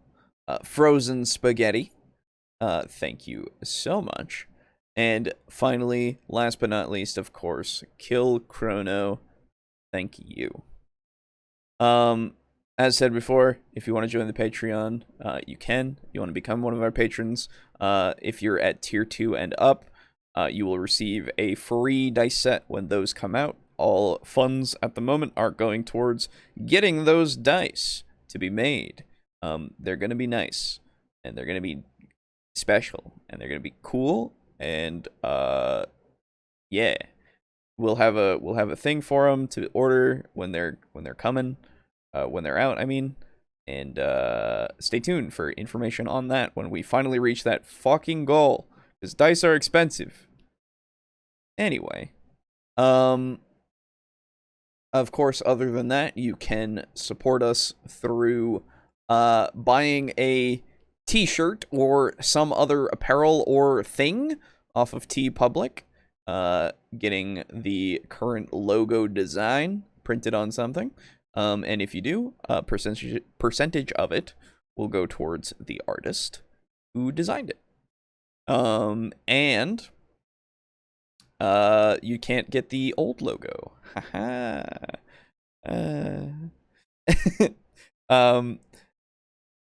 And of course, other than that, there is a Humble Bundle. There's a link in the description as well as on our website and everything. You can go there, buy stuff through it, and it helps support us as well as charity, specifically Tabletop Alliance. There's information that you can find in a link in the description as well. What does Tabletop Alliance support? Building communities and outreach through tabletop games. whether that be D&D or other kinds of board games. I assume they have other things like that too. I'm trying to find a tabletop D&D pun. Okay. I'll wait. Oh, you're gonna be waiting a bit, bro. Oh. Well, I got some time. we do got some time. But yes, so if you want to, please consider buying things through here to get games and stuff. Humble is great. I've used Humble forever. It's a personal favorite place of mine. I have way too many games because of Humble, and that's okay. I don't have a problem. No, you have a don't. problem. I was gonna say, you don't have... Humble is not why you have too many games. The fact that you have a problem is why you have too many games. I don't have a problem. You have a problem. Humble is nothing but an enabler. And it's for a good cause.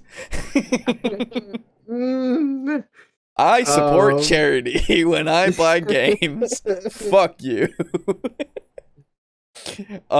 Anyway, I don't have a problem. I have a solution. The solution is buy more games. Exactly. Hey, Orudoran, sorry that this is the first time that you're catching the stream, because we're about to end it. Yeah. That's unfortunate. I'm sorry. I literally just closed the chat. Hold on. Yep. Bring it back up. It's okay. No, it won't even open. Well, that's unfortunate. Oh, there it is. But yeah, so apologies to you, but you can catch the VOD. Still something. Exactly. You got it. That's the attitude I like. But yeah, other than that, all the things mentioned, of course, do consider the subscribing, the whatever else you want to do, the commenting, the liking, whatever the fuck YouTube has decided to do in the future to change everything. Because it used to be ratings way back in the day, and now it's like and dislike. It's anyway. And now it's not even dislike. And now it's not even dislike, except if you have this extension, which literally just changes it back to what it was so easily. Yeah, I know. It's not even gone. It's so dumb. They Fallout 76 it. I know. It's so dumb. But yes, we are currently close to 600 subscribers, so get us past that, and then get us all the way to 1,000, and then get us more than that. Who knows? Yeah. But do it. It's pretty cool. We'll be super appreciative. And other than that, we'll see you next week for whatever the fuck we talk about. Oh, one other thing, of course. We're not going to be doing a live game this Thursday, since Brogan, aka No Nat Ones, is out of town. So he cannot. That's right. Yes. I don't know if we're going to be doing something. How fortuitous, because I already scheduled myself Thursday evening. Well, there you go. And totally forgot about the game. I literally don't know how. Well, that's fine. I understand. That's fine. You can cry, Alejo. It won't affect me. Okay. Anyway, we'll see you next week. Thanks for showing up, Doran, even if thank briefly. You. Yeah. Goodbye, everybody. Goodbye, y'all. Goodbye. Bye. Bye. Why are you still here? Leave. Goodbye. Get out of here. Get.